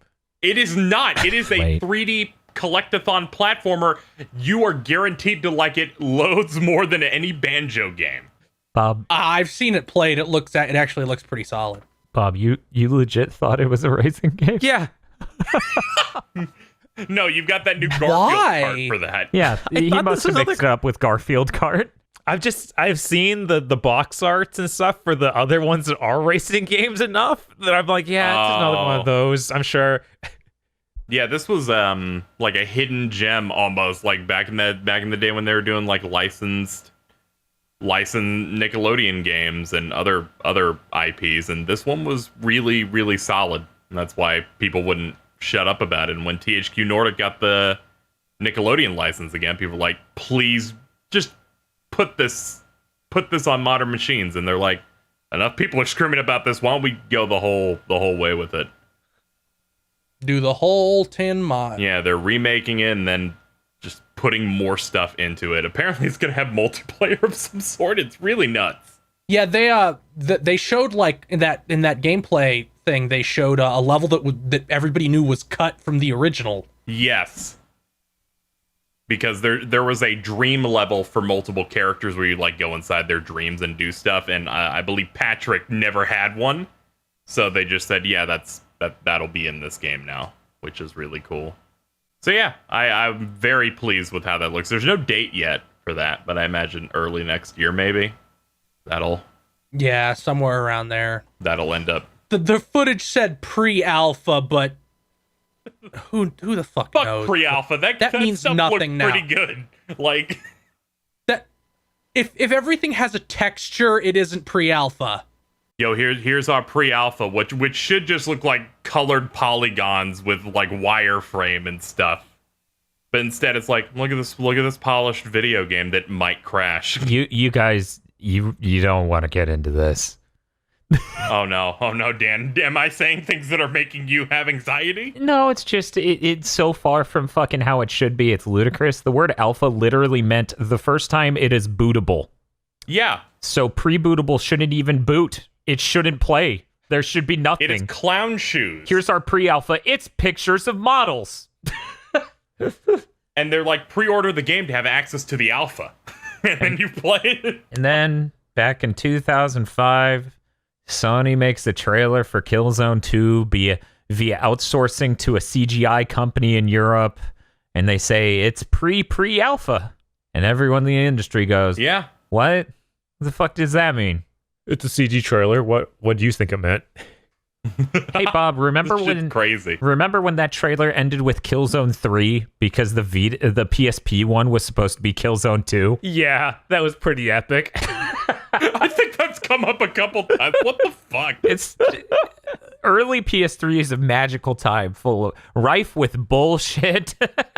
The company that had no idea what other branches were doing. Yeah. Oh, Speaking of last gen, that Gamescom kickoff stream that was a couple days ago was like a flashback to that gen, where it's just like, here's death. I woke up halfway into it and I was like, I hope I didn't miss anything. And then everyone in my timeline was like, yo, FIFA. And I was like, oh, good. It was like, oh, here's Concrete Mixer Simulator. What? And I'm like, oh, okay, thank you, Gamescom. It's like, here's 14 weird narrative experiences. And I'm like, oh, thank you, beloved Gamescom. Let me put the barrel of this gun in my mouth. TGS is only a few weeks away. Yeah, it's like 3 weeks and change until some Japanese video games come out. And I will say Shin Megami Tensei 5 isn't there, and I'm real sad. Yeah, it's not going to be there. Yeah, like Nintendo almost never brings anything to that. I think we should lift ourselves up with some... Okay, oh, god damn it, I saw the next bullet point. We're going to lift ourselves down with some bad news, unfortunately. GameStop, because they're not doing well at all, laid off over 100 employees, which includes nearly half of all of Game Informer. So, I'm part of the problem with this. I've had the GameStop Pro thing for 3 years. I won't be renewing with upcoming changes. Oh no! I was like, okay, you can send it to me digitally. I never looked at it once. And then I'm like, you know what? Send it to me physically. Maybe I will put it in the bathroom or do something. I have never looked at Game Informer once. They say that Game Informer is still going to be made. I guess that's I'm not Just sure scale how. down. We're just going to outsource a lot of it. We're going to have our reviews done by outsiders who say Final Fantasy 9 is a 10 out of 10. I'll be surprised if the magazine portion lasts very much longer. Like it just doesn't become. No, you don't get a physical option anymore. It's all digital now. Dragon Ball Z Kakarot, 10 out of 10. You don't know. I just saw all of the, people that worked at Game Informer saying, yeah, I got dropped. One of them going, hey, I'm on vacation. I got dropped. Oh my God. Yeah, that's rough. Yeah. And it sounds like it was a really, really bad situation. I hope it was better than Telltale, where they're like, you got 30 minutes to get the fuck out. It's kind of amazing that we haven't heard a story like Telltale's in a while. I think this is the closest we've heard to it. Because last gen was rife Wasn't with that. Telltale only like 6 months ago? Yeah. Last gen had that happen so often. Yeah, we actually kind of have like a better pattern going where it's not like every single weird side studio is now gone. Right. It's not like, oh, sorry, sweetie, you only shipped 2.5 million. Get the fuck out. So when's Bioware closing? Oh, I can segue into that. Let's go right into that. Yeah, let's do it.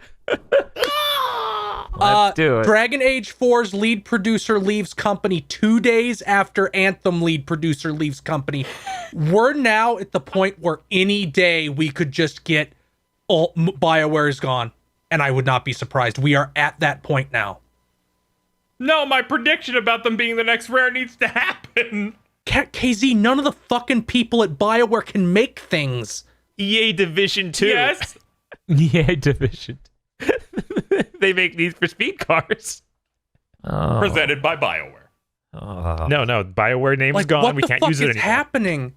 One of these wouldn't spark much interest, but like 2 lead producers in like the same week, that says something bad is about to happen, and the people who can get out fast are. Yeah. Sounds like things are going well for Dragon Age 4, the Dark Souls game.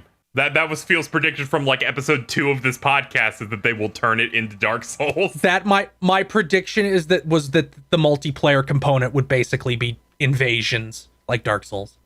My prediction will be wrong because Dragon Age 4 will never come out. That doesn't count. That's like a DNF. No contest. No contest. And then it cuts to Phil clapping with a surly look on his face, but his clapping is animated it's a bad shittily. clap. Yeah, just like smash. Bad clap. And KZ's face looks like bread. Fuck you. You know, Not me. I haven't seen KZ's face. It could look like bread. No, mine would be more like Shulk. KZ, I'm not saying your face looks like bread, but if it did, what are we talking? Are you Wonder Bread? Are you more like a potato bread from, a classy bread manufacturer? Sunbeam? Okay, I'll take Sunbeam. I was hoping for Sunbeam's something all right. something more like a Martin's, something like It could that. be that or Baird's. You have Baird's over there? I think I've seen it once, but I'm not sure, actually. You gotta go out to the Albertsons. I think somebody just misspelled bread. They're like, here's your Baird. Your Baird's. Here's your Baird. They were having a stroke while saying what they wanted from the store. Make sure to go to the store and get the Baird. Okay. My God. This is awful. Yeah. What a Nintendo show! We have good news. We have like video game announcements and stuff, because Nintendo, I don't know if they're dropping the Nindies brand, but they did a Nintendo Indie World Showcase, which is just what their Nindies directs were. Maybe this is what they call it in Europe. Variety. And Indies is for America? I don't know. Oh God, that sounds like a Nintendo thing. Yeah, they would be that. They would be that nuts. I picked up only the highlights because there were like 20 games, and some of them I had never even heard of. First up, the games they shadow dropped after the presentation. They're out now. The Hotline Miami collection, which includes both games, and Super Hot. They are both out on Switch. I was seeing the director of Hotline Miami saying he wanted Jacket in Smash. It's like, oh my I think God. I think we could get that to happen as an assist trophy. As an assist trophy. Oh my God. Yeah, it just instantly kills you if you're at 0%. Just makes sense. Just barges into the room, kicks a dude up against a shelf, and stomps his head in repeatedly. Yeah. Reuse some sound clips so it just goes Doria. We've got Risk of Rain 2. It's coming in summer, which we're in, so it's like it should be soon. Should be soon. Yep. They're owned by Gearbox now. I believe that's what happened when they No, I think it's just publishing. It was just publishing. And their press release was literally Gearbox is not involved in development in any way. It's not in any way. Not touching anything about the game. It's just publishing. It's just publishing. You know, sometimes when you say something, you're like, I'm ready for him to go in. And it's like you see the fuel rocket just get launched. There's the Marvel vs. Capcom hit spark, and my portrait cuts in. Yes. And then I do like the super. We got Ori and the Blind Force. They closed the presentation with that. It is coming out on September 27th to Switch. That seemed like a slam dunk type of thing. People were speculating Ori was going to come to the system before even Cuphead got announced for the Switch. So that's great news. Do you guys think that they're working on Rare Replay for Switch? That would be smart. That would be really smart. That demo is... Because that seems like they already gave them Ori and Cuphead, and Rare Replay is like a similar tier of this is an exclusive, but it's not our really big exclusive. Yeah, and Rare Replay is absolutely more tuned to the demographics of the Switch anyways than the fucking Xbox One, so that would be a perfect match. I feel like it's definitely happening, and my dream is them going, all right, and we're gonna charge you it like it's a new game because we're just gonna put some of our Nintendo games on there as well. That'd be great. Imagine if it's like, oh man, imagine DK64 is in there. Yeah, I was just like, you put DK64, you put Diddy Kong Racing, you put the country games in there. Do you think Microsoft is gonna do remakes of Banjo-Kazooie and Banjo-Tooie like the current batch of remakes of older games? Because I could see Microsoft going, Spyro did good, Crash did good, Medieval's probably going to do good, this SpongeBob thing's going to do good. Yeah, SpongeBob will do fine. I Medieval, I still don't think anyone's going to buy. Yeah, I don't know. Like, they already have those 360 versions that are enhanced to some extent and available on the newer platforms, so I don't feel like we'll do it for those. Maybe not, but Bob, you got to keep in mind they need Rare to be doing something, and unfortunately they just hobbled them by swinging at their ankles with a hammer for hours. Dan, what are you talking about? They have the perfect thing to do forever now. They made their own games as a service game. They'll just be doing content updates for eternity until they get shut down. Also, there's like a 70% chance that within the next 3 months they're going to announce one of these remakes for Ape Escape. Oh yeah, I predicted that a while ago. Like June. You talked about it. I'm like, don't make my heart believe. But yeah, so what they're going to do, Bob, is Rare's going to remake Banjo-Kazooie and Banjo-Tooie, and then Playtonic is going to make Banjo 3. Dude, if they remake those games, it won't be Rare. It'll just be some random company they port it to. I mean, look at Battletoads. I mean, they chose the cheapest option. God, Battletoads. I don't want to look at Battletoads. I know, but it's there. I'd rather not, to be honest with you. Battletoads is a lot like Feel's section of the news notes, where it's just a giant picture of Mike Mente Joker. I really fucking hate Feel for the fact that I opened the notes that I started up on Saturday, and I'm like, all right, just throw your news in here. I think it was on Tuesday or Wednesday. I go in here and I go, wait, why does this say there's more pages? Taking up 80% of an entire page, a screenshot of Joker for Mortal Kombat 11. So let's get into that since it got brought up. Mike Matei finally making his debut into Mortal Kombat. Do not insult Mike Matei's Joker. This is worse than that. I mean, to be fair, probably right. This is Doug Walker Joker. Yeah, look at those teeth. His face is too round for Doug Walker, though. I know. I forget who I told. It might have been Casey. Where like you told me it was Rob. Yeah, if you put Rob Walker in Joker makeup. Oh, okay, yeah. You know, I agree. This is the shittiest Joker design in history. Yeah, they went a little too gang, not enough weed. I don't know. Young Justice Joker also looks pretty bad. This looks like they based it on that. Yes. It's like 20-year-old bad Joker. Then made his hair worse.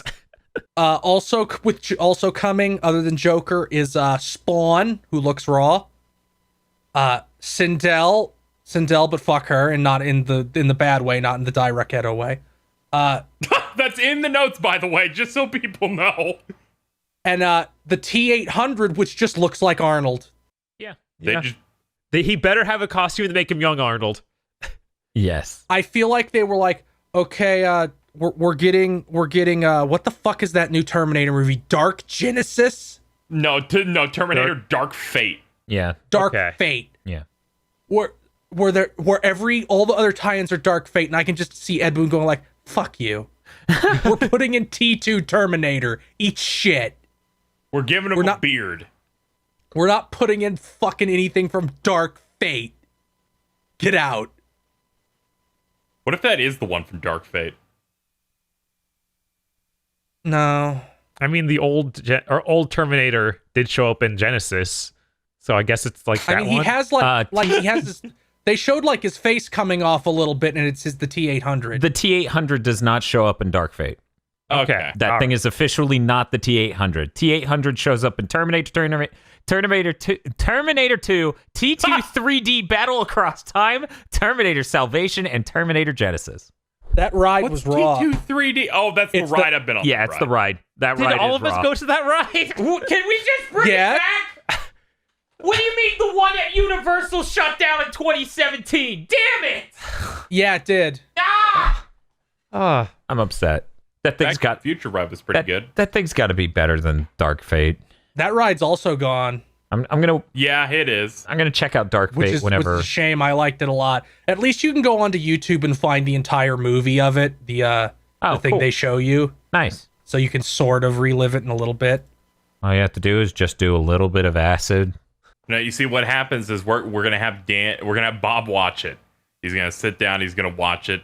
And then Dan's gonna shake his chair while he watches it, and that will give him the same experience. And there'll be a sprinkler too, just to spray me with Just water. to spray you. He'll spit on you. All the foot pump hooked up to a little spritz bottle. Who the fuck owns Back to the Future? Fucking what is that guy's name? Oh, Universal Pictures. Obviously, we're just talking about it being in fucking in Universal Studios. So obviously, it's Universal Pictures. It'd be such an easy thing to just be like, you know, those old rides that were mostly movies. Here's the VR version. Yeah. That would be really cool. But that'd require more effort than none, and they don't like that. Correct. Tragic.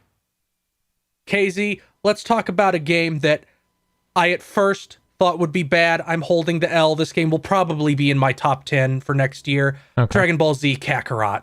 And so I have one. All right, Dragon Ball Z Kakarot is a video game coming out early 2020. It is the action RPG made by CyberConnect 2.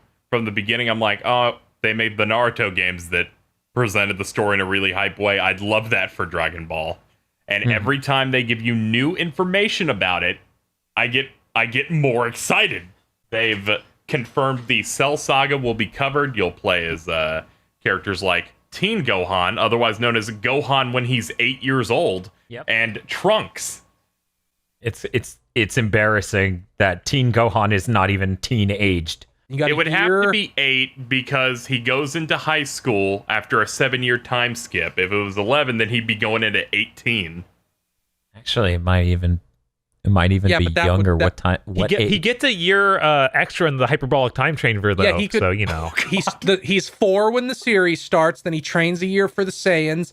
Then there's around a year until Goku gets back, so he's 6. Then there's 3 years. Please look look forward to our Dragon Ball podcast. Then there's 3 years until he's 9, and then he spends a year in the hyperbolic time chamber, so he's 10. 10-year-old Gohan, allegedly, as well as Trunks, will be playable during the Cell Saga section. And Very cool. Sean Schemmel fucked up and was like, oh, I recorded stuff for the Boo Saga for that game. And I'm like, oh, so that's going to be in. Yeah, that sounds go all the way through. That sounds like a Schemmel move. Yeah.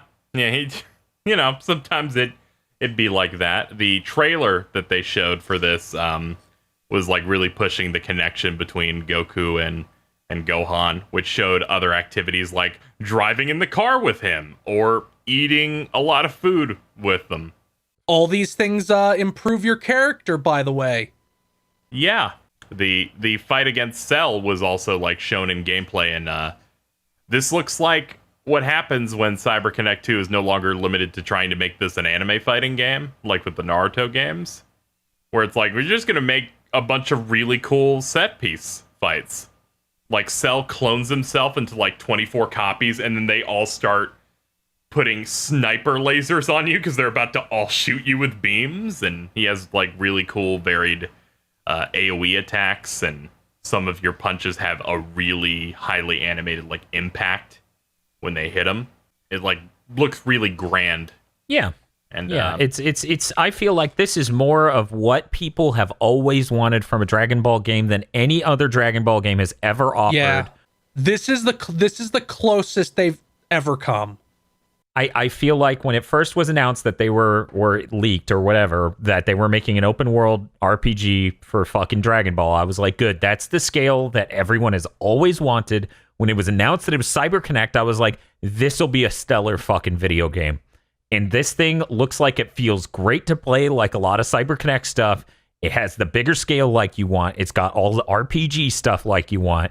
And then it has all these nice little fun moments. Like in KZ's notes here, he's talking about like they have the driving test with Piccolo and Goku. That's incredible. They showed a screenshot. It's the characters from that episode that teach him how to drive. Yeah. And then they show footage of you driving with Gohan before the Cell game starts. And you can't see Gohan's face because he's too short. It sounds like you'll just be able to drive wherever you want. It's so good. I feel like any other Dragon Ball game is limited by the fact that it's got to be like a fighting game. So there's a lot less that you can do with that. But also wouldn't think, yeah, you can just drive wherever. Driving is not something you would think about doing in a Dragon Ball game because flying is a better option, but it's something that would be nice. Like what are the big favorite Dragon Ball games for a lot of people?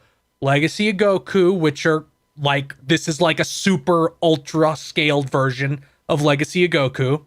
Yeah, specifically 2 is when might be one of the best sequels in video games in terms of quality from 1 to 2. It is insane because 1 is abysmally bad. And then and you die and to a wolf and it shows a shot from GT. And then there was that DS RPG. It was a turn-based RPG on the DS. That Attack the Saiyans. Yeah, that one was also really good because it had a lot of expansion. I hope there's a trailer that says, here's the Dragon Ball Z movie villains that we're just going to put in as side quests. That would be really good. Did they confirm that? Oh no, they didn't. No, that's my hope is that they do that where there's a side quest here. That would be great. A lot of those they can just slide in. They can slide in Cooler during the 3 years. You know, Please tell me Garlic Jr. is in this game. Well, they have the fucking driving episode. I would be stunned if Garlic Jr. was not in this game. We don't know if Garlic Jr. is, but let me tell you guys, Bojack is here, and by the time you unlock his side mission, you're so powerful that it does that old RPG thing where, like Earthbound, you engage the battle and Bojack's dead immediately. You don't even have to do anything. I mean, that whole movie is like, Gohan, be as strong as you did when you fought Cell and just own him. No, and then people get the shit kicked out of them for the entire movie. I look forward to when we have to review that movie on a piece of content. How depressing. Don't worry, Dan. Since we're doing the monthly, it will take us a year to get to that one. That's even worse. Longer. It's like if a guillotine slowly lowered over my head. I think that's like, I have to look at our list now. I have to know. So, Casey, we will be done with the Dragon Ball podcast in 2022. Casey, what else can you tell me about this game? That's the 14th. Okay, that's the 14th. Okay, so that's 14 months into it. Now, moving on. There's a brand new character being shown. Bonyu? I think it's Bonyu. Yeah, that sounds better than Bonyu. It is a former Ginyu Force member who left because she dislikes the dumb poses that they do. She's the same race as Jace, and she's got big honkers, and she's like a heavy set character, kind of like Brienne in Dragon Ball Super. Yeah, less than that, And- though. She's like just kind of stocky. Yeah, definitely. And Feel made sure to put this in the notes. Banyu, it means breast milk. Yeah, because all the Ginyu Force have dairy-related names, and hers is breast milk. Watch it literally be Jace's mom. She looks it. I think they confirmed that it wasn't actually related to him because a lot of people were assuming sister. Even if someone guessed it, they would not reveal that. That's true. That's true. Plus, I'm as just we excited established, they're willing to just lie. Yeah. They're also just the dub's gonna make her Australian. She's gonna call people wankers. I do really enjoy how the developers made explicitly, like they almost explicitly used the phrase authentic Goku experience in discussing how eating food will give you experience, it'll level you up, but it'll also give you temporary boosts. They also said that you can, if you just go up to big bosses like Frieza or Cell, you will lose. And mini games are there to help build your character up. So it looks like they have a lot of stuff that you can go out and do. I hope it becomes as ridiculous as Namek is falling apart. Let me go and do this mini game real quick before I destroy you, Frieza. I looked it up. It's Bone You. It's a long O, ladies and gentlemen. Give me your milk. I hope there's some hilarious Snake Way mini game at least. I hope you get captured by, what is it, like the Snake Princess or something? Because that Princess was in a Snake. filler episode. Man, I don't think that one will be in there, but I absolutely think slipping off and falling into the Home for Infinite Losers will be in there. HFIL. Could you imagine if this game did HFIL? Yeah. The PyCon alert is going wild. Yeah, the driving technically is filler, so Yeah, we could see PyCon, we could see Hercules, all sorts of great things. His name is Alabu. Oh, I'm sorry. What? I would like it if Olabu shut the fuck up about Dragon Ball.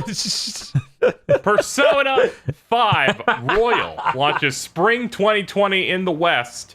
Gamer Premonitions time. When's it coming out? I say May. No, it's not. It's wrong show. I say May. For which one? Oh, For KZ? Persona Okay. 5. I hope May. That's the latest it could possibly come out and still be spring. Yeah, I'm hoping for May because I feel like shit's pretty packed. Like, it's continuing to get packed. I'm going to say it's Bob. May as well, honestly. I will be optimistic and say April, Oh, well, that's brave of you. right? The theme of Bob is bravery. Also, True. it'd be cool. 3-year anniversary of the game. Put it out in April. For the localization, at least. I'm looking ahead at Feels News, and I almost literally screamed. Why? At That which first one? bullet is that first bullet Oh. is the definition of insanity. Bob, Orcs I must- need you to read this. I need Bob to Bob read can read it. Sure. Orcs Must Die 3 is a Stadia exclusive. How much did Google pay them to just go, okay, listen, nobody is ever going to play your game. No one. Ever. Yeah, You saw Epic Game Store exclusives were bad. more people are using Epic Game Store than Stadia. Yeah. Guaranteed. It's almost like they paid the developer to throw the glass shard from that Superman movie at their game and trap it in another dimension and launch it into space. Orcs Must Die 3 comes at Dan, and Dan just flips it over his shoulder into the square, and it flies out a window. Yeah, that's basically how me- that went. Let me give you a quick timetable here for Orcs Must Die. Orcs Must Die 2 came out in 2012.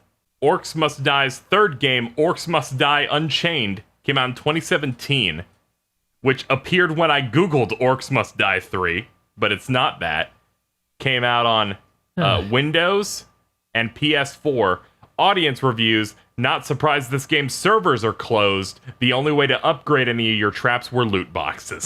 So really, this series hasn't been doing well. What I get from this is that whoever is seeking out Stadia exclusives has the same brain disease as the person seeking out Epic exclusives.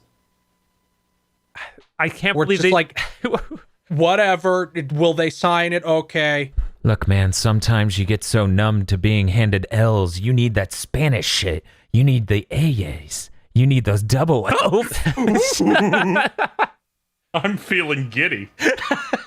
I just Final Fantasy VIII Remastered comes out September 3rd. Bob, did you have something No, to say? it's fine. You were We can just stammering. go. No, Bob, you know you don't want to fucking talk about this. I'm really glad the Final Fantasy VIII Remaster's coming out soon. This is the best We news of this we still podcast. don't know if it has voice acting or not, do we? Because there It were a bunch doesn't. of things. It doesn't. It was a Okay. mistake. An That's- intern was making the site and had it in the code and then removed it, and it's not there. Okay. Well, guys, I'm very excited to announce It includes when a lot of cheating stuff, which will make it easier to get through. when we hit I mean, $6,000 on the the base game Patreon, we're going to included a turn lot of Final Fantasy cheating VIII stuff. into an audio drama. So God. we don't need voice It acting will in the be game. really good. Bob will be Squall. I get to voice Whatever. what the hell's his name? Zell. I get to voice Zell. I'm calling it. Eric is Renoa. Bob, you're the most handsome guy on campus. Whatever, I don't care. Oh God, we have to move on before I turn to stone. Bob, Bob, I'm dying. Whatever. Stop leaking our audio drama. So we got release dates for those Yakuza 3, 4, and 5 remasters that were already out in Japan. 3 is out right now. Yakuza 4 will be out October 29th, and Yakuza 5 will be out February 11th, and they're getting a physical release on February 11th.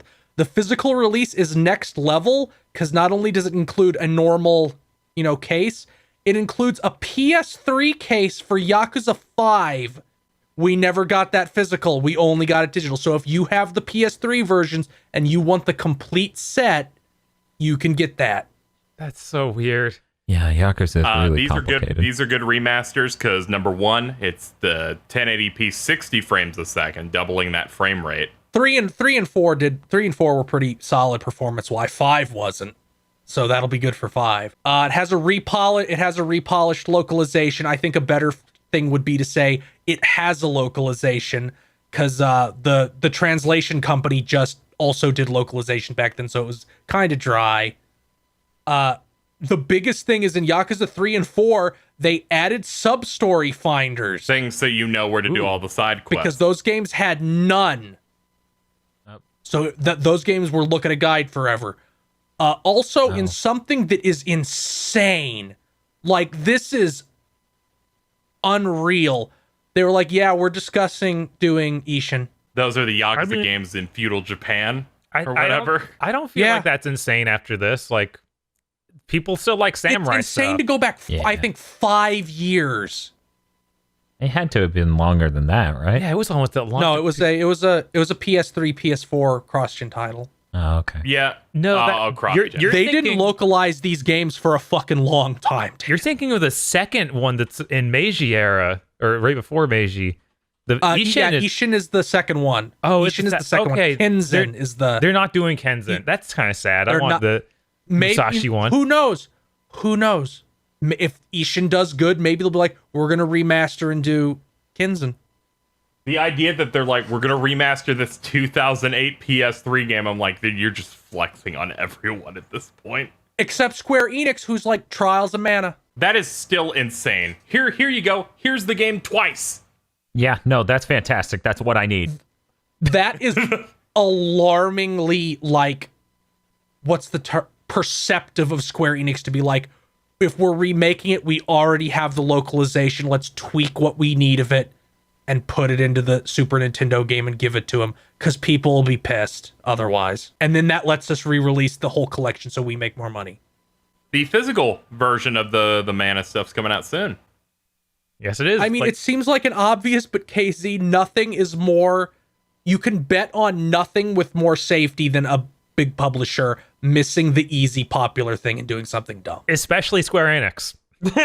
So a Sony entertainment executive said their games might appear on other platforms, and almost immediately one of their games appeared on the Epic Game Store.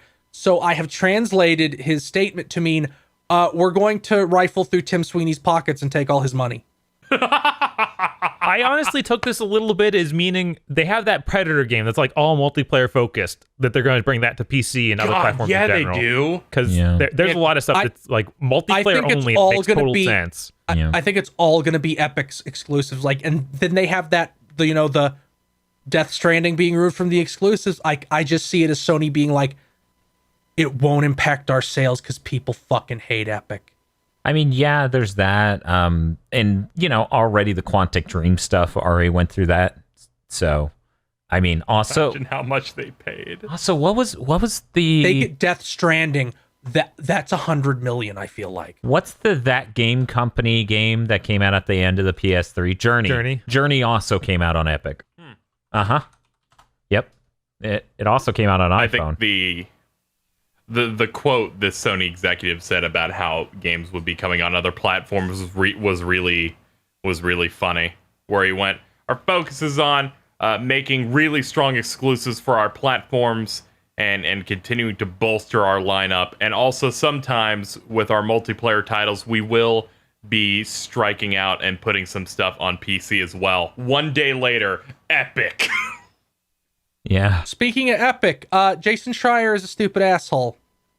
Okay. Oh no, I have been waiting all week to find out why your note said we're going to talk about Epic, so I have to remember to shit in Jason Schreier's mouth. So this game, Dark, it's Dark with a Q, said, we're releasing on Steam next week, and then Epic contacted them like, hey, you should not do that and come to our store. So he refused them and put out a press release like, yeah, Epic asked me to, put on their store, and I said no, this is my first game. I feel like it's more important to honor my word than take some money. And we didn't even get to the point of talking about money. They asked me, and I turned them down immediately. So Jason Schreier is like, oh, Jason Schreier starts shitting on the guy like, he's just trying to take advantage of people not liking Epic right now. I'm like, so it's okay for him to take the money and shit on and basically go against what he already said, but not doing that is bad. Yes, because only dumb gamers who are toxic dislike the Epic Game Store. Keep moving those goalposts, gamers. Thank you, Daniel Ahmad, for your retweet of the week. Did you know that they went like, here's cloud saves for Hyper Light Drifter. 2 hours later, we're disabling cloud saves for Hyper Light Drifter because they break the game. We don't know when they'll be back. Jesus Christ. This is why when you came into the call before the podcast, I went, I'm surprised Epic Store gave you a receipt. Yeah, no, I claimed a free game on there. I believe this month is Fez. And I was like, they emailed me a receipt. That's a $90 value. Sure. KZ said, I'm surprised they have receipts. And I'm like, I'm surprised they email them instead of, I don't know, mailing them. Using a bird to deliver it to you. This is written on a CVS receipt. You know how I can tell that the Epic Game Store sucks? Wow. Completely divorced from, having eyes and ears. Okay. Every single person who always thinks every horrible thing a company does is great loves Epic. Oh, man. That's capitalism, baby. Now, I'm going to shit on somebody who doesn't have any money and is kind of a failure. Me? I'm talking about Cliffy B. Cliffy B is deranged. Why? Why? Because of his bad games, or? No, because he said... Bob, you're going to want to break. Radical Heights...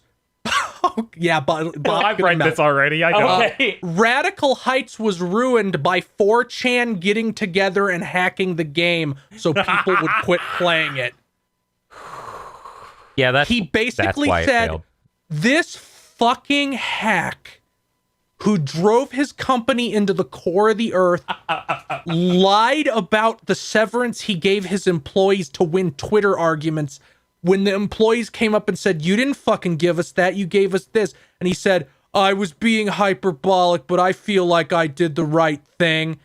I was being hyperbolic with how much I cared about you. I was being hyperbolic over how generous I was. Now saying, a witch ruined my game. Yeah. Mm-hmm. The boogeyman crawled out of my closet and fucked up Radical Heights. Yeah, no, that game lived for 2 weeks. I want to give him the benefit of doubt, but I think even he might believe this. Yes, he does, because he doesn't understand why he's failing. And, that's fine. You cannot understand why you fail. You should probably not grandstand while you try to explain to people your incredibly mishandled understanding of why you failed. He got into a fight with another podcaster and lost. Cliffy B lost an argument with a leprechaun. Every podcast I listen to about this game seemed so incredibly lukewarm. Like, no one liked this game. No one liked your game. That's why it failed. It's not that hard to understand. Come on, dude. No one liked Lawbreakers and nobody liked Radical Heights. Cliffy B is just upset that he torched all his bridges at Epic and couldn't last until they gave him money. You're just jealous. He's making $1 billion IP. Yeah, it's really tragic whenever, former creatives from large corporations go strike out on their own to make a spiritual successor to a thing or a dream project, burned every bridge at the old company, make a piece of shit multiple times over, and then just completely burn out of the industry. So when are we expecting Cliffy B's mobile game published by Level 5? Did you guys see the thread Cliffy B did when his studio closed, which was all his ideas? Oh, God, yes, that was... Oh, God, I don't want to talk about One of them was literally, this is an inner tube racer starring cartoon animals, and I'm like, that's the worst fucking idea I've ever heard. It's gonna be okay. The man can't hurt us anymore. He doesn't have enough money to. He puts on mustache and Epic gives him $1 million for an exclusive. See, it's like a skit, and you have the camera on Cliffy B, and it's up on his face, and he's like, well, I'm glad that, Tim Sweeney, we could work out our differences, and you're financing the return of Lawbreakers and Radical Heights. I really think the Epic Game Store is a great exclusive. And then it reverse shots to behind his head, and there's just a wall, and then it zooms out a little bit, and he's in a straitjacket in a padded room. Oh no! But Lawbreakers needs to come back. It was gonna beat Overwatch. Overwatch is too anime. Imagine being below Battleborn in Overwatch Rivals. Yamcha going up to Cell. Don't worry, Gohan. I got this. That's what Hercule is. I'll tell him that he's anime dumb and he won't do anything to me. Hercule is likable and becomes a better person. Two things which are far beyond the reach of Cliffy B. You know what's not beyond the reach of us? The end of this podcast. Hey, Dan and Bob. Yes? What you got going on? So Bob and I are going to be hopefully doing a quick play of Gundemonium, so that way people can check that out easily and not have to look up some lesser YouTube video.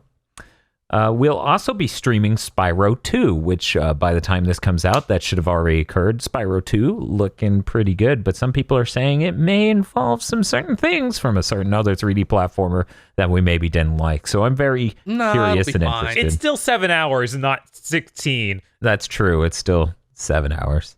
Backtracking isn't a big deal when you can teleport to the level from a menu. I mean, backtracking can be done well, and backtracking can be miserable. It's all in the execution. But I am very optimistic about Spyro 2. Luckily, I've gotten some other things I had to do over the last week out of the way, so hopefully the SCART cable from Europe will be showing up, because there's a person in Florida who makes a SCART cable, because we need one in order to do the tests for the OSSE versus FrameMeister more easily. But that person opens up their store once a week at 10 in the morning on Sunday. I think it's 9 our time. I can't remember.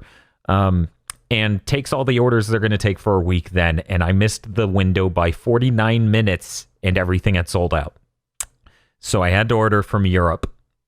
And that's annoying.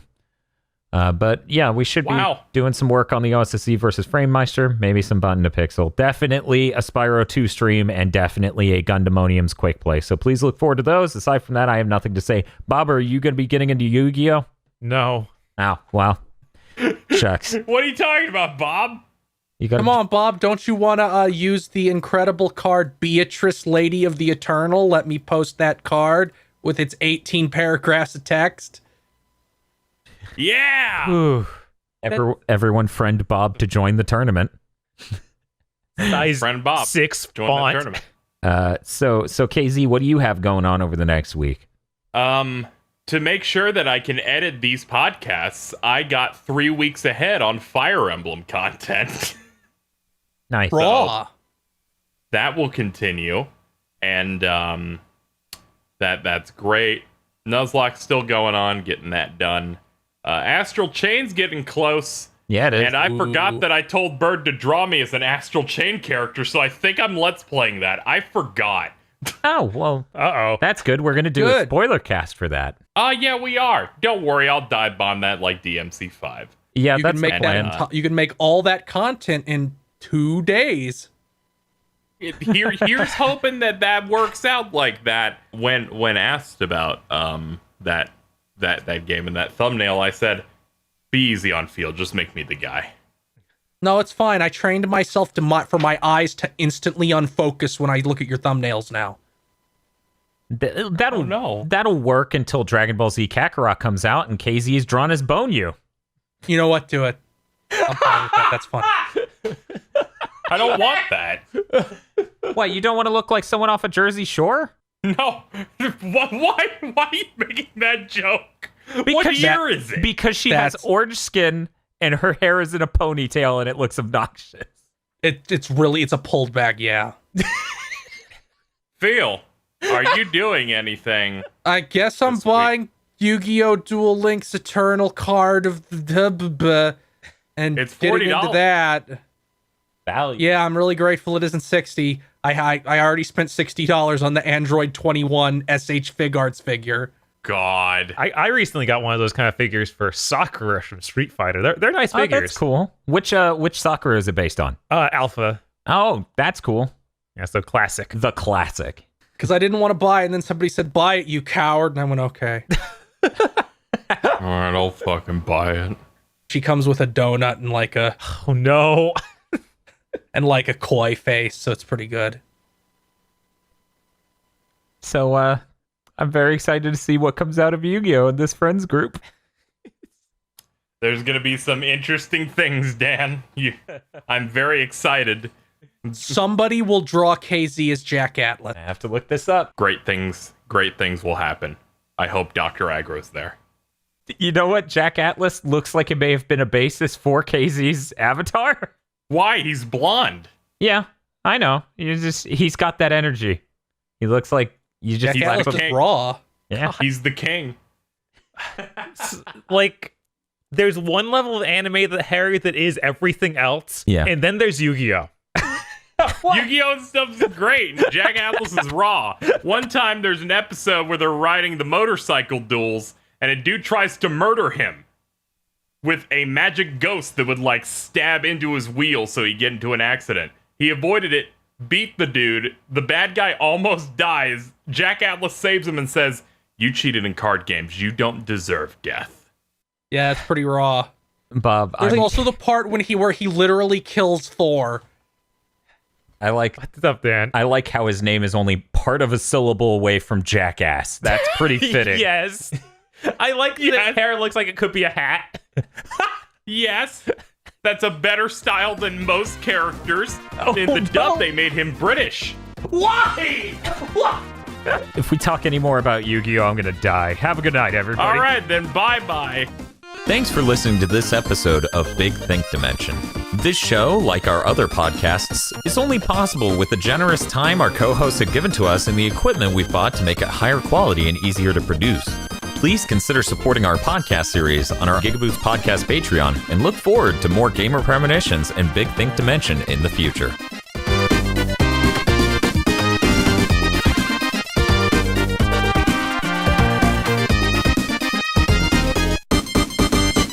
This GigaBoots video was brought to you by our magnanimous executive producers: Vincent Pover, Nicholas Cameron, E. Lee Broyles, Brendan O'Sullivan, Star Falcon, Spaceman Spiff, Danny Richardson, Shadow in the Darkness, Dryzart, and Red Blaze 27. And also these guys.